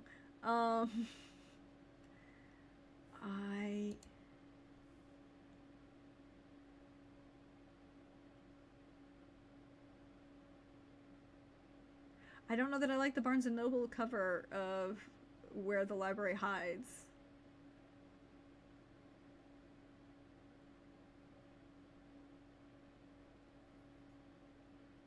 I don't know. I don't know.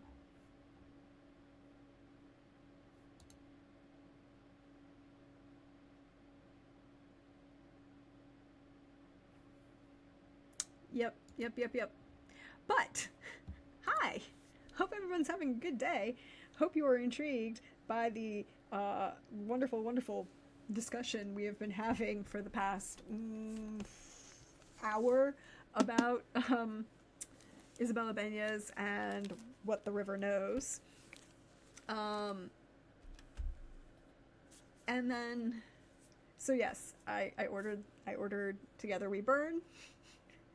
And here's my thing, is like, even if it is not, in my opinion, as good a book as What the River Knows, which, hi, I will have a good one, Hawkeye.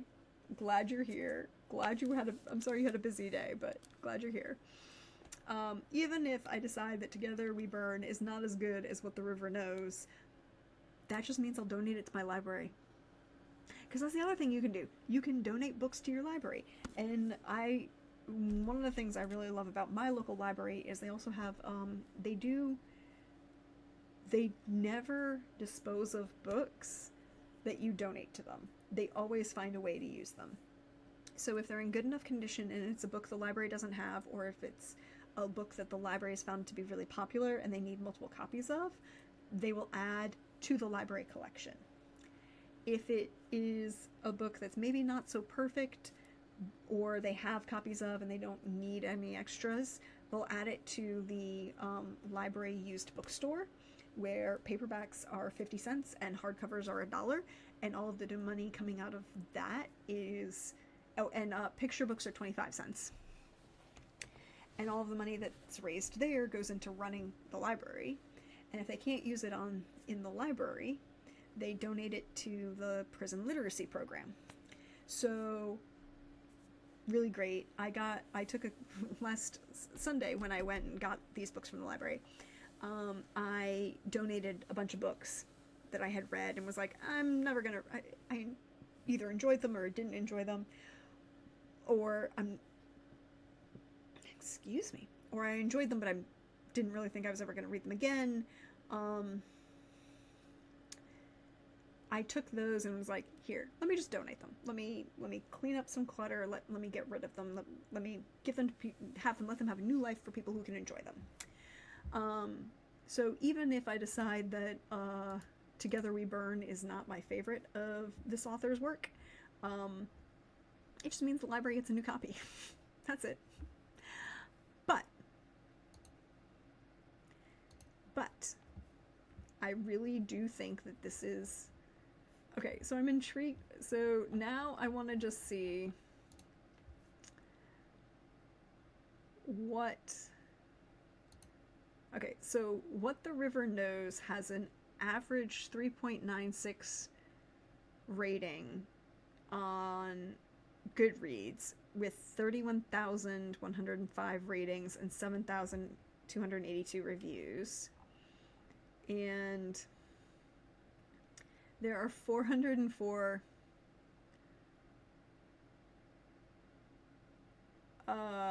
one-star reviews.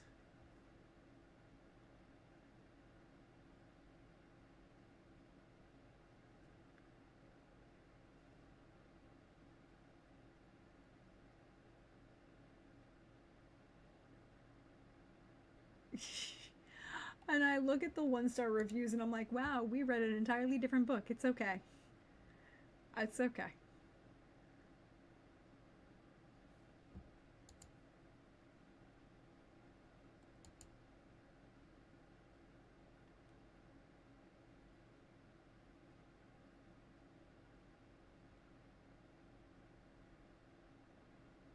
So yeah, I enjoyed it. We'll see what happens.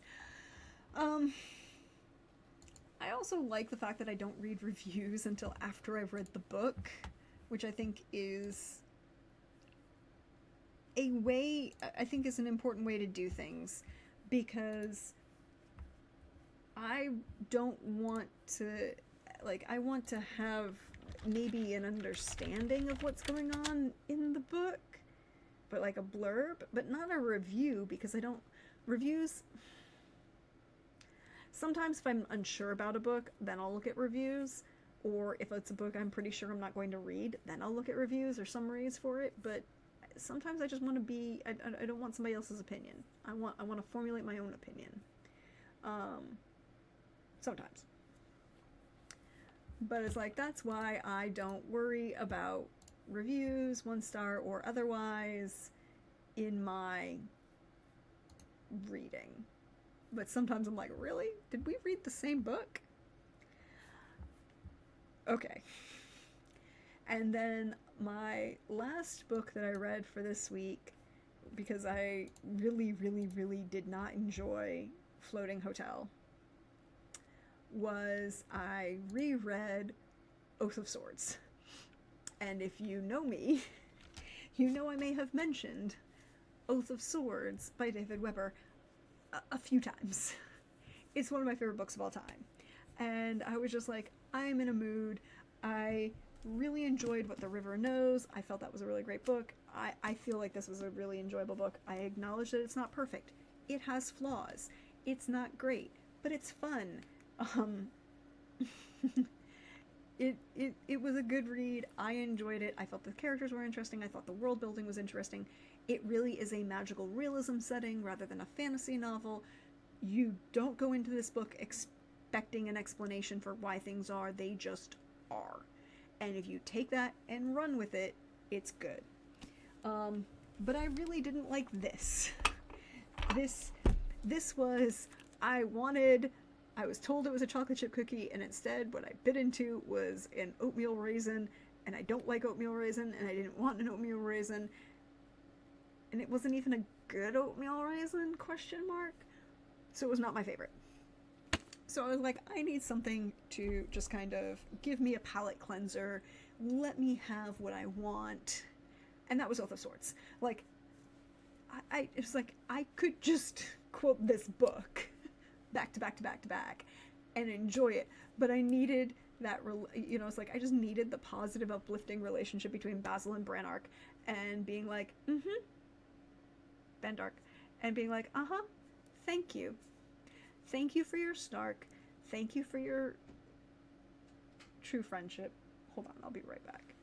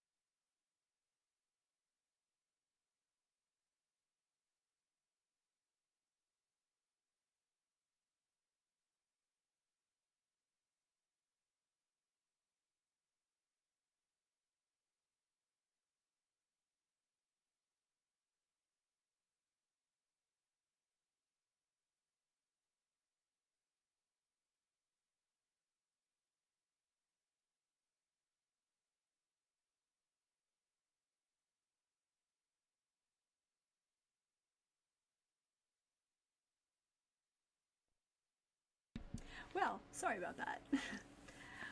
Had to take care of the dog. Dog was doing interesting things. But yes, Oath of Swords. So yes, I just wanted comfort reading, which was Oath of Swords, which was give me give me this almost 8 foot tall guy with a big old bastard sword who literally can one hand span an arabesque and fire it rapid fire with 3 shots a minute basically, and can whose best friend literally writes a pub song called The Lay of Basil Bloodyhand. And oh my god. Okay. If you are a fan of The Witcher and your best part about the Witcher series is Geralt and Jaskier, go read Oath of Swords. Because the best part of that will always be Basil and Vandark. And you're just like, yep, this is your best friend. He is taking the piss out of you. It is great. It is a great description. And I think it is just fun. It's just fun. And that's what I needed after the floating hotel. I needed fun.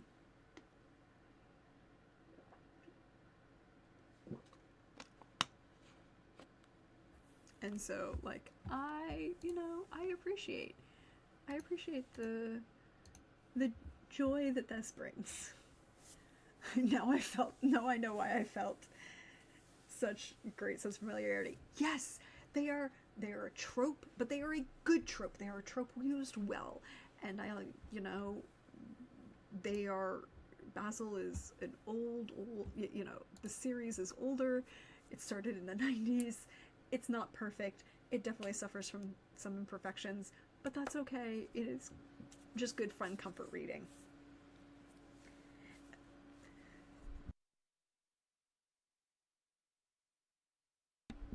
And that's what I wanted.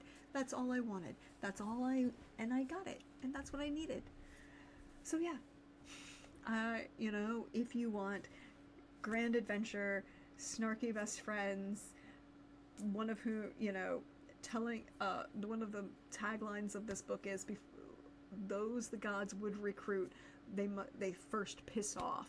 And you're like, yes, this is it. This is a guy who's literally got a god coming and telling him, hi, I want you to be my paladin. And he's like, fuck no. And you're like, what? Okay. Alright. It's a very, very fun dynamic. It's a slow build. It works because the dynamics are so good. The writing is just witty.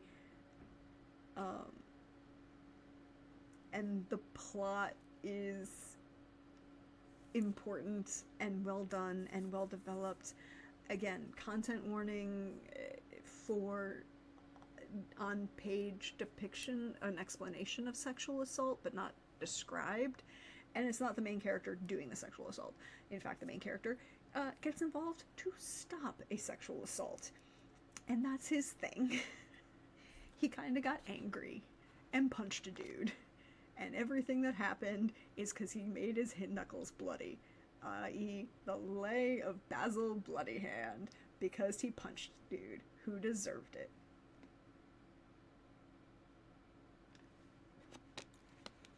So yes, just take this world, take this book, go read this book, go enjoy this series. It is a brilliant world building, intriguing concepts. I have great love for that series. And I think a lot more people should read it. You can find the first book for free on Bane's website as an ebook. Go read it. It's free. Hello, Jim. Welcome in. We were talking about books, the ones I liked and the ones I didn't like this week. But yeah, so that's what I read. What did you all read? What were you reading? What interesting things have been on your mind this week since we last met?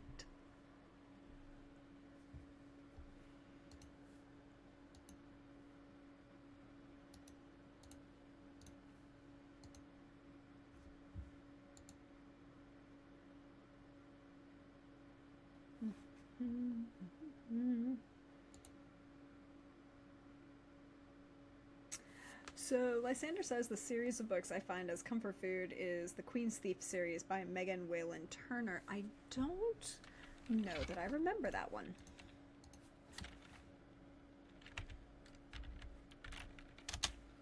I don't know if I remember that one. Let me see. Megan Whalen Turner. The Thief, the Queen's Thief, Book 1.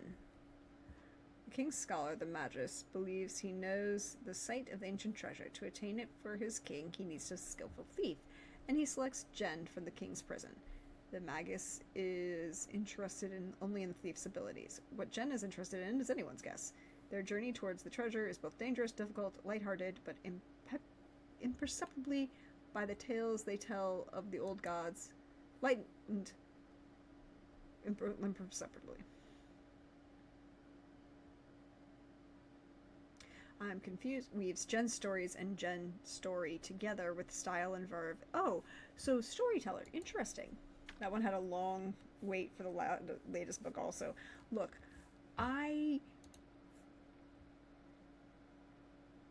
yeah, it's a thing. It's a thing. It's a thing.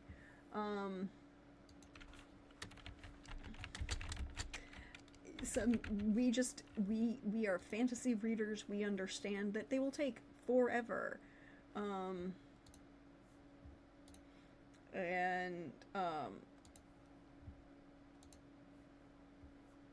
I am of the opinion that the first book is a bit different than the rest of the series. It's got a good twist. Oh, okay. So Other Doc says, so I finished The Bone Ships several weeks ago, and today I finished reading through Nine Fox Gambit, a military sci-fi book a friend turned me on to. Oh, great. Did you finish reading all three, Jim, or did you just finish reading the first book? Because when you finish all three, I have questions. But if you've only finished reading the first book, I have a basic question, which is, what did you think of it?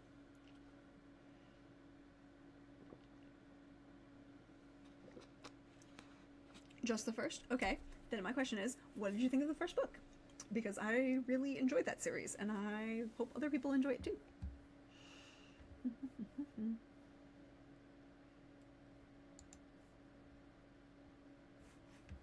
Going back and forth through different things. Oh, that I understand. I understand that.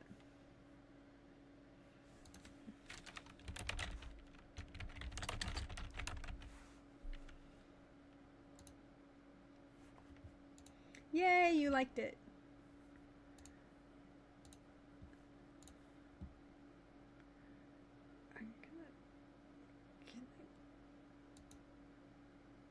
I don't want to get... I'll give it a 3... I'll give it a 3-star. I'm going to give Floating Hotel 3. Because it's not horrible, but it wasn't also what I didn't want to, like, punish the book because it wasn't what I wanted to read. And I think it was bad marketing, I think is the problem with that book. So yeah. That's where I'm at. That's what I think without the book. But, so, we are now at the point of the day where I'm going to plan what I'm going to read next week. Some of that I already know, because I got a couple more books from the library that I didn't have an opportunity to read this week.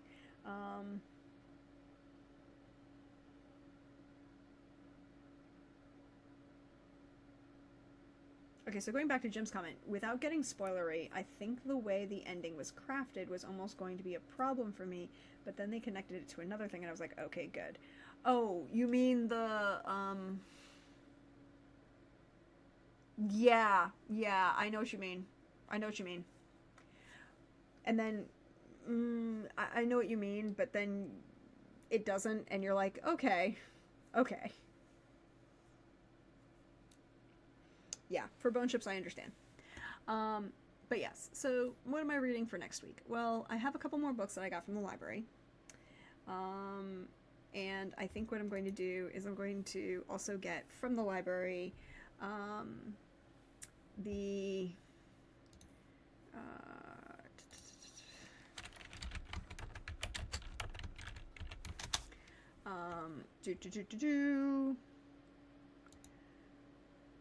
Woven in Moonlight, I think. Yes, Woven in Moonlight is the next book. It is the first book in the duology of the other duology that she wrote. So I will grab that one, probably from the library. And so I think it will be very good.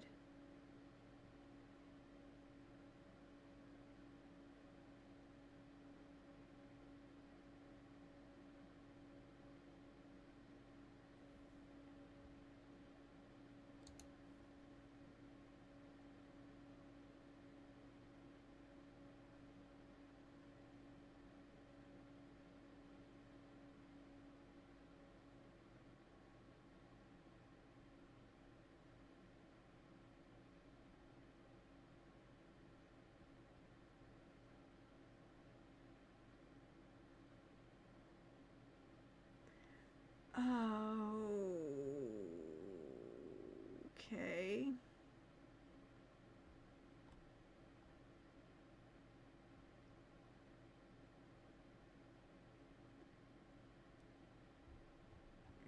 Wait, who? Is this an author?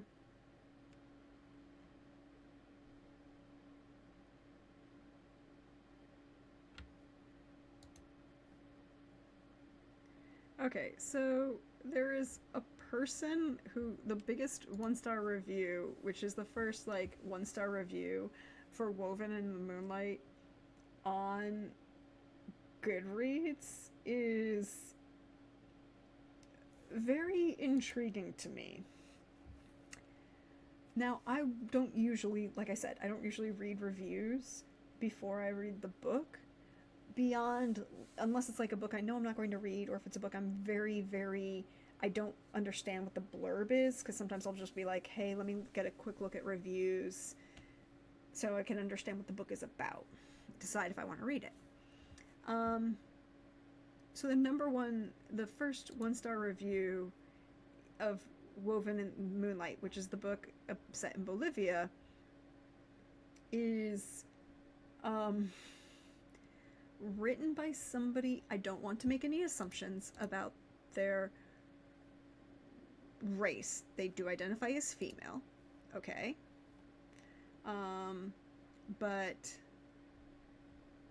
I don't want to make any assumptions about the race, but this is their chosen image. Once upon a time, a vegetation overrun farmhouse in the Shire, there lived a little hobbit whose reading tastes were so eclectic she read practically anything printed on and fell in her lap. Okay. She also uses the term uni. Fine. It's a very English preferred term. Her dad's treatise on agriculture and the pharmaceutical books her siblings had for uni. Now the little hobbit is older and hopefully a little wiser. She's become choosier. Some little hobbits don't die. Okay. So, I don't want to make any assumptions, but it seems that one could say that it is likely that this particular reviewer is of a Western European, perhaps even Anglo-Saxon background. And the majority of her 1-star review is about, this book purports to be inspired by Bolivian politics, but the reality is it's based on perpetuation of Bolivian stereotypes with a sprinkle of local mythology to give this fetishization of the exotic a feel of genuineness. That the author got this secondhand from her parents doesn't make it any less poor a portrayal. It might in fact be another reason for white to be so. So, possibly an American who romanticizes the UK, maybe a UK, but my bet is not Bolivian, right? But the author is very upfront about the fact she's the proud daughter of Bolivian immigrants and has a profound appreciation for history, traveling, and writing stories where her characters are often running for their lives. Okay? Like, so now we're in the question of, and this is a large percentage of things that I don't want to judge the reviewer, right? Like, this is a reviewer who read this book. But the fact of the matter is that this reviewer's main comment about the book is that this particular author didn't have the right to write the book the way that she did, because she believes that this author is perpetuating certain behaviors. And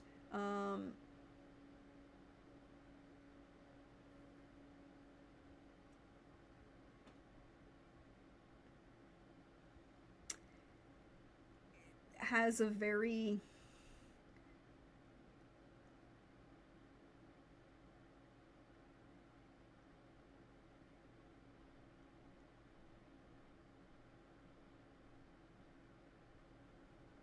interesting point of view.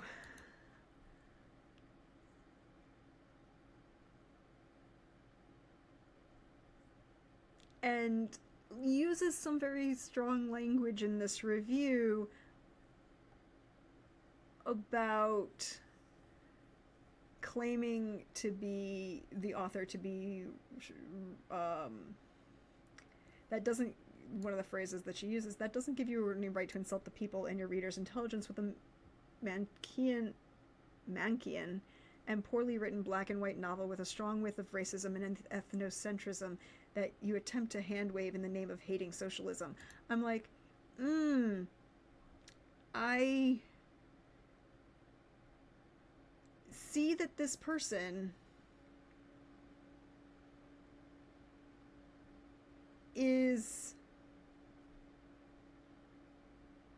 has an opinion and has some studied up interesting things, but I don't see this person claiming to be Bolivian, but they're definitely taking a strong position as if they can speak for people of Bolivia and wants to comment on it.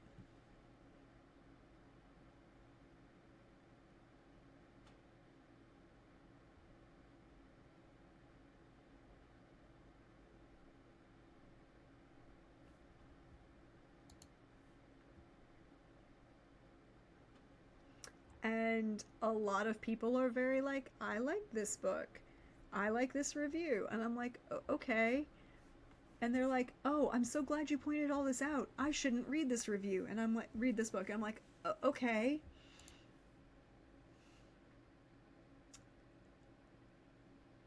It feels very much like a thing, and I don't want to make assumptions about the reviewer. Again, it is a book wherein a point of view is expressed by a character. You can't, and this is one of my biggest pet peeves with reviewers, because the assumption that depiction equals support is a thing, but also is a thing about, like,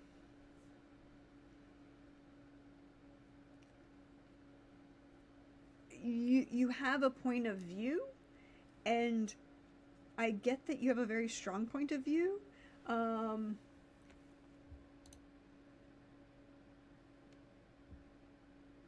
That this author isn't this reviewer is not claiming that they are a representative of the group that is being depicted, but she is saying, or this, and I'm using she because they have in their bio on Goodreads, they use female pronouns, so she does say that, let me give you this whole long reason why I have this very researched explanation of why I think this author, who is a member of this group, is bad and racist and shouldn't write this book, and this book is bad, but you're not a member of this, of the book, of the groups discussed in the book, and you don't claim to be speaking for them. So it's very obviously reads like a white reviewer talking about a reads like a white reviewer talking about a book written by a woman of who is Hispanic, specifically from Bolivia, whose family is from Bolivia, and wants to garner all of these people to not read this book because it's bad representation and it has a bad opinion, and if this was written about X group by a white author it wouldn't fly and we shouldn't accept this. And you're like,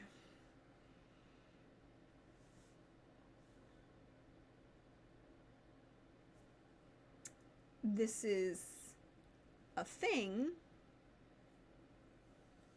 And then she has comments about like,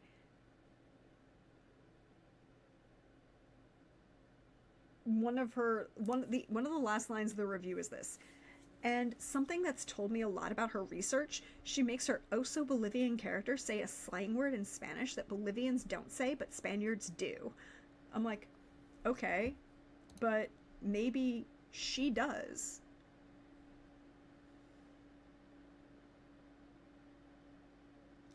It reads like a Tumblr call-out post. It reads like a really long Tumblr call-out post, and it reads like you have opinions that you want everyone to agree with. And I don't. I'm going to read the book. I'm going to read the book and find out what I want about this book. And if you were a member of, it's like, and one of the lines in the book is like, and I want to know what people in East Bolivia think, because I think they would have a really different opinion than people in West Bolivia that she's depicting. And you're like, okay, so you're not a member of either group that's being depicted or discussed, but she is, and you're saying that her lived experience isn't valid. And this goes back to something that I was thinking about earlier, and I had this conversation. Full disclosure, I am not going to read Fourth Wing. Fourth Wing is not for me. I am not the target audience for that book. I understand this. But one of the things that a lot of people have been complaining about Fourth Wing about, and have been vehemently up in arms about the representation in, is the author, Rebecca Yarros, wrote a book wherein the main character has this debilitating chronic disease. It's never explained. You're in a fantasy world, but she has these debilitating chronic disease, and the symptoms are very similar to a real life disease that the actual author has.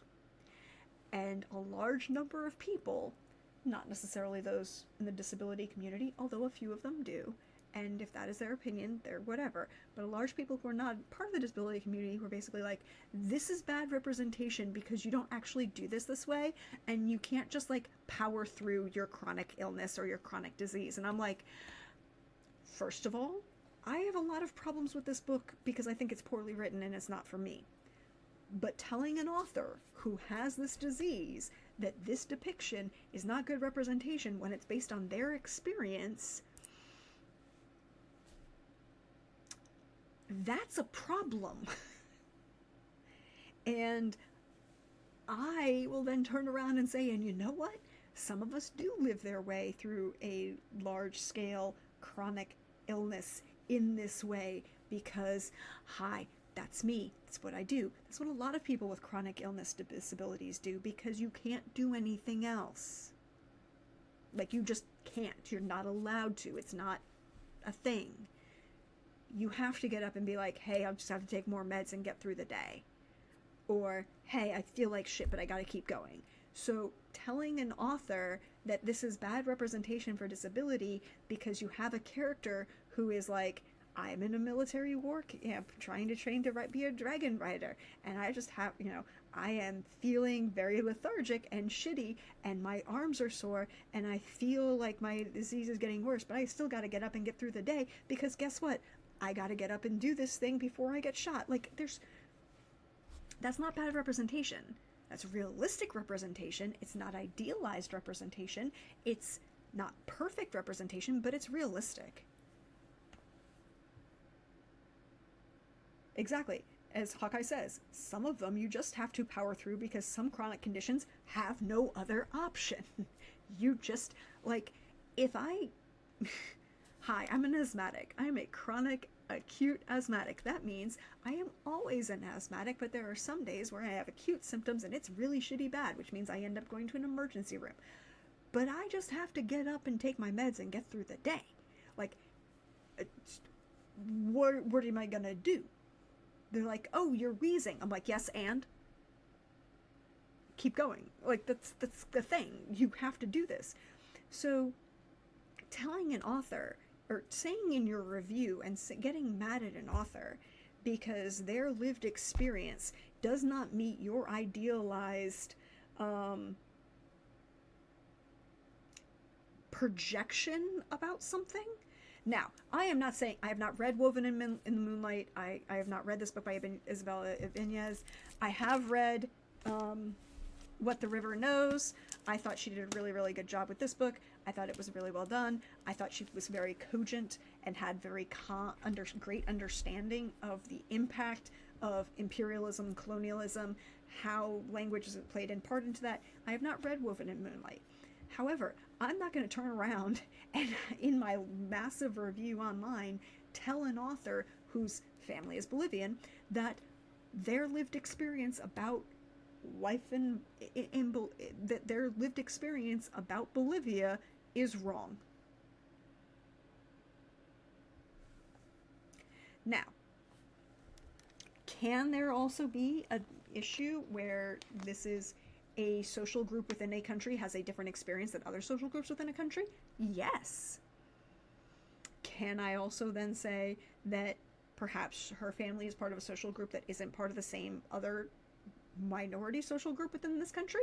Yes. But I am not going to turn around and tell this author that her depiction of Bolivia is wrong. It's her lived experience. It's not wrong. It's not the same as yours, but it's not wrong.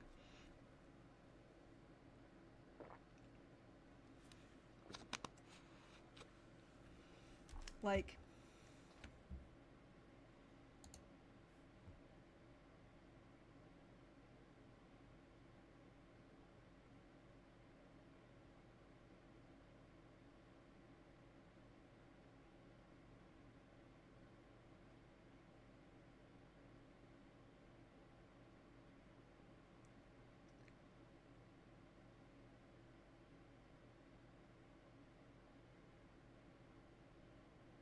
so there is a point of view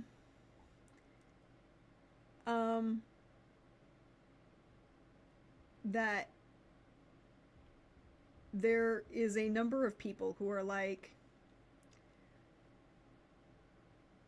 they're like, well, one of the themes of this book is colonization within this novel, and the main character is quite harshly confronted with her opinions and prejudice towards the indigenous characters.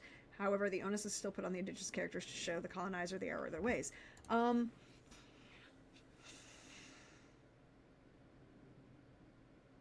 Okay. Whatever. I'm going to read the book and see what I think. And that's where I'm going to go. Because everything that is, all of these negative reviews have definitely come from a place of, the negative review is about depiction versus endorsement. And I don't think that is an interesting point, that people understand that depiction is the same as endorsement.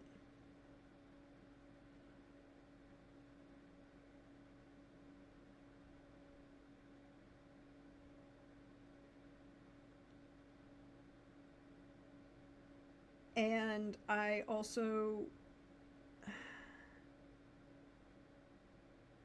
feel like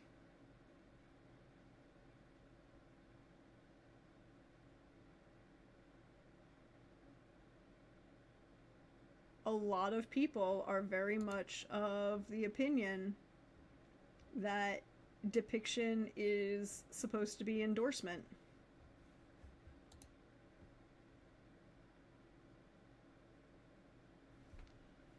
Lysander says, I've got some problems related to being neuroatypical. I found a sci-fi story once that had a character that finds herself in a sci-fi spaceship that had a cure everything sickbay.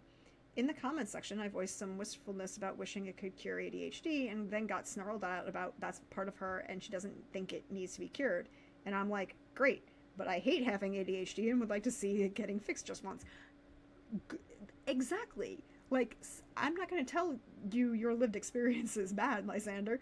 If you want it, like, I understand. If I could walk into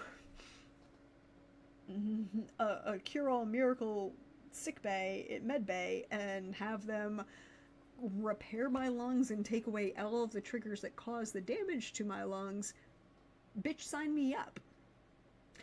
If they could fix my auditory processing issue, I'd be done. But I also understand that not everybody wants that. So yeah, this is an interesting can of worms that is openly here and is very much seems to be about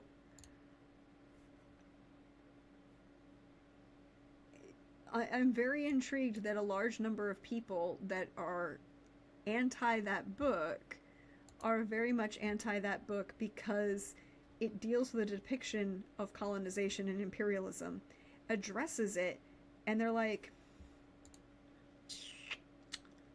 well, you have the colonizer try and redeem the colonized, or you have the colonized redeem the colonizer, and I'm like, okay.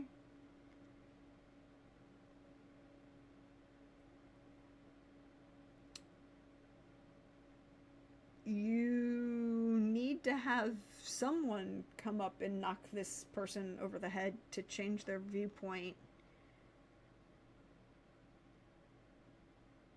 How are you going to do that?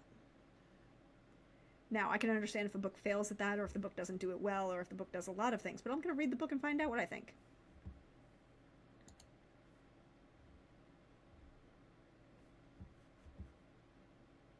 So...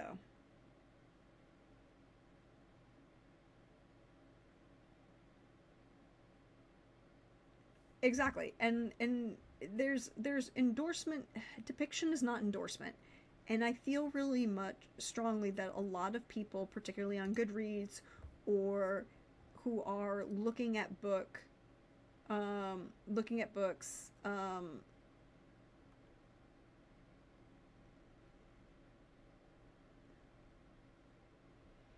are very much of the, well, depiction is endorsement, and you're like, not really. Now, if a failed depiction can be taken as endorsement or can be misinterpreted as endorsement, I mean, let's look at all the people who don't understand the fact that Paul Atreides is not a white savior. He is, Paul Atreides is what happens when you let, it's not supporting white saviorhood. It's like, this is a bad thing. Paul Atreides is a bad person. He is a horrible individual, and he will get worse. And like, if you don't understand how bad he will get, let me just explain Dune Messiah and giant fucking worm. Well, Children of Dune. That's even worse. But like, everyone whose belief that depiction was the same as endorsement, I don't think has the same point of view.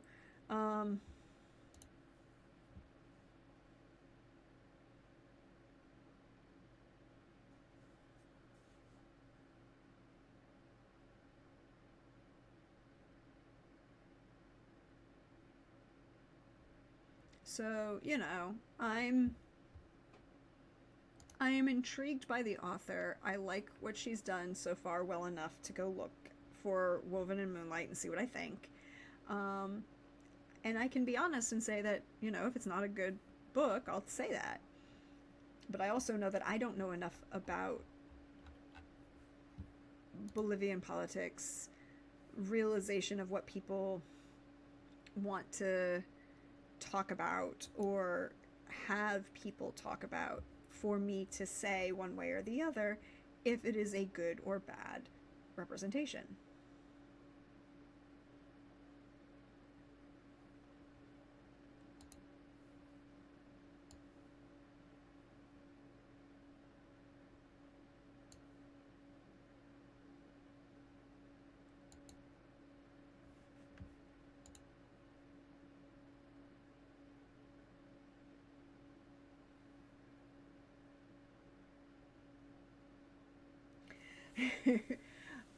Jim said, other doc says, I'm remembering that meme I saw recently that retitled the first two Dune books, Paul is bad, and, okay, I guess I wasn't clear. Paul is fucking bad.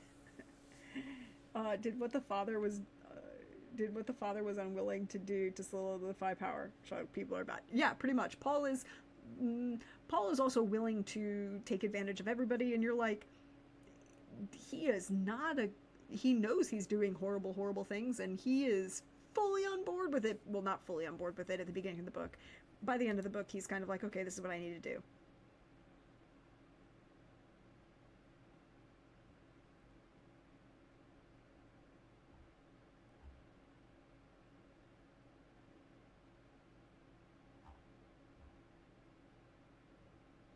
So I am very intrigued.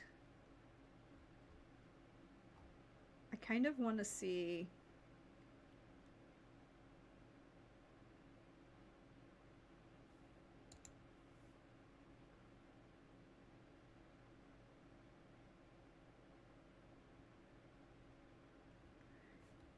where it goes, because I'm gonna go with that. That's my answer. Is like, I want to know what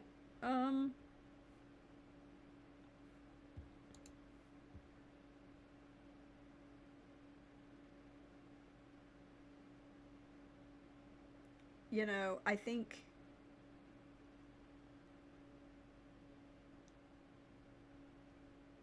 so. There are a couple like very interesting Hispanic authors who are very much like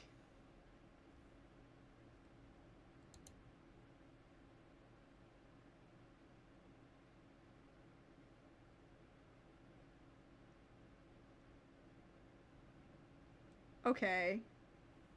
Again, I go back to my point. A large number of Hispanic authors are like, well, this is addressing colonialism. Like, okay. I'm not sure. Some of these people don't enjoy the book for other reasons, which I'm okay with. Like, if you don't want to do your book, go and don't enjoy it for other reasons, totally fine. But you're all referring back to things that are problems with the book on how you were pointed out and called out on the book because of a white reviewer. Hold on.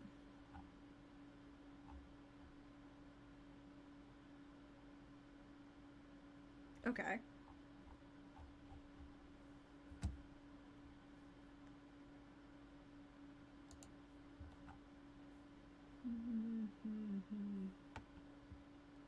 Okay.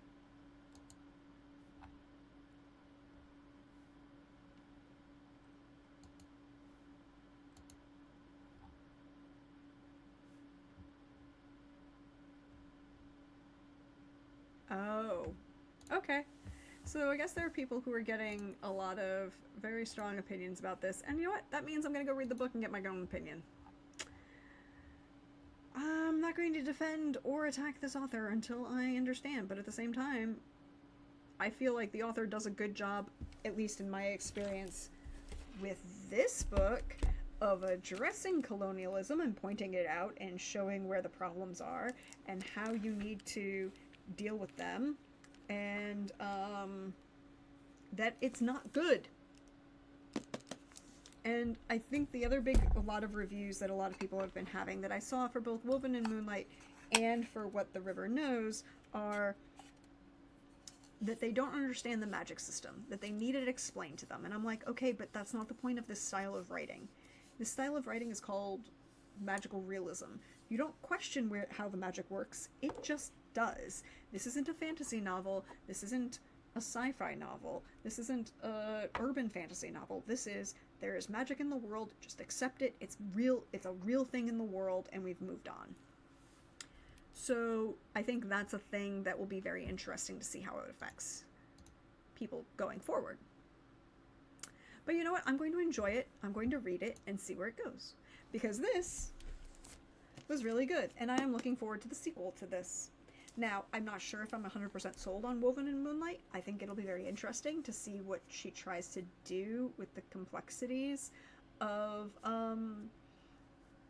imperialism and colonialism that she's dealing with, and that she's made the main character not a good person. Like, that can work or it can't. But I am also an adult and recognize the fact that the point of this book is to showcase that the main character is not a good person and needs to grow. So, you know what? That's a thing.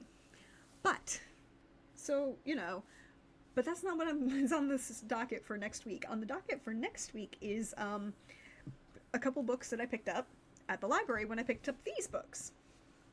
And those are Strike the Zither by, oh good lord, by Joan He.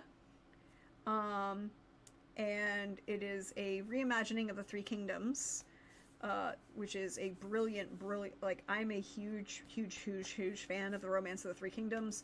I love books that reimagine it. I am a huge C-drama fan. I love a lot of the C-dramas that look at Romance of the Three Kingdoms, or even just portions of the Romance of the Three Kingdoms. So Strike the Zither, it's another young adult book. We'll see where that goes. The other book I picked up at the library was The Book That Wouldn't Burn by Matt Lawrence, I believe. Mark Lawrence. Sorry, Mark Lawrence. The Book That Wouldn't Burn.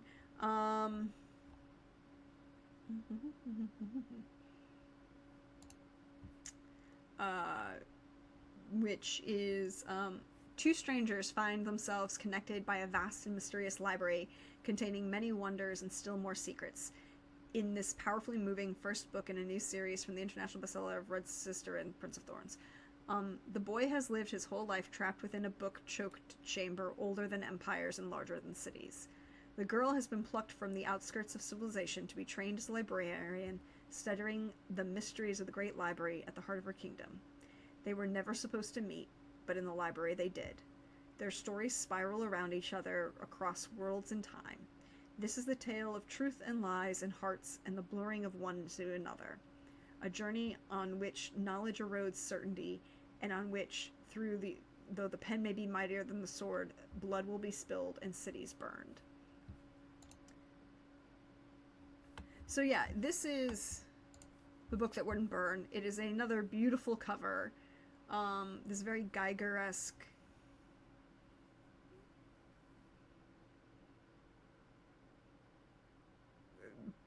library that I would just live in. So I'm gonna definitely check that book out. That and Strike the Zither. And then we'll probably find the third book when I go to the library again this week.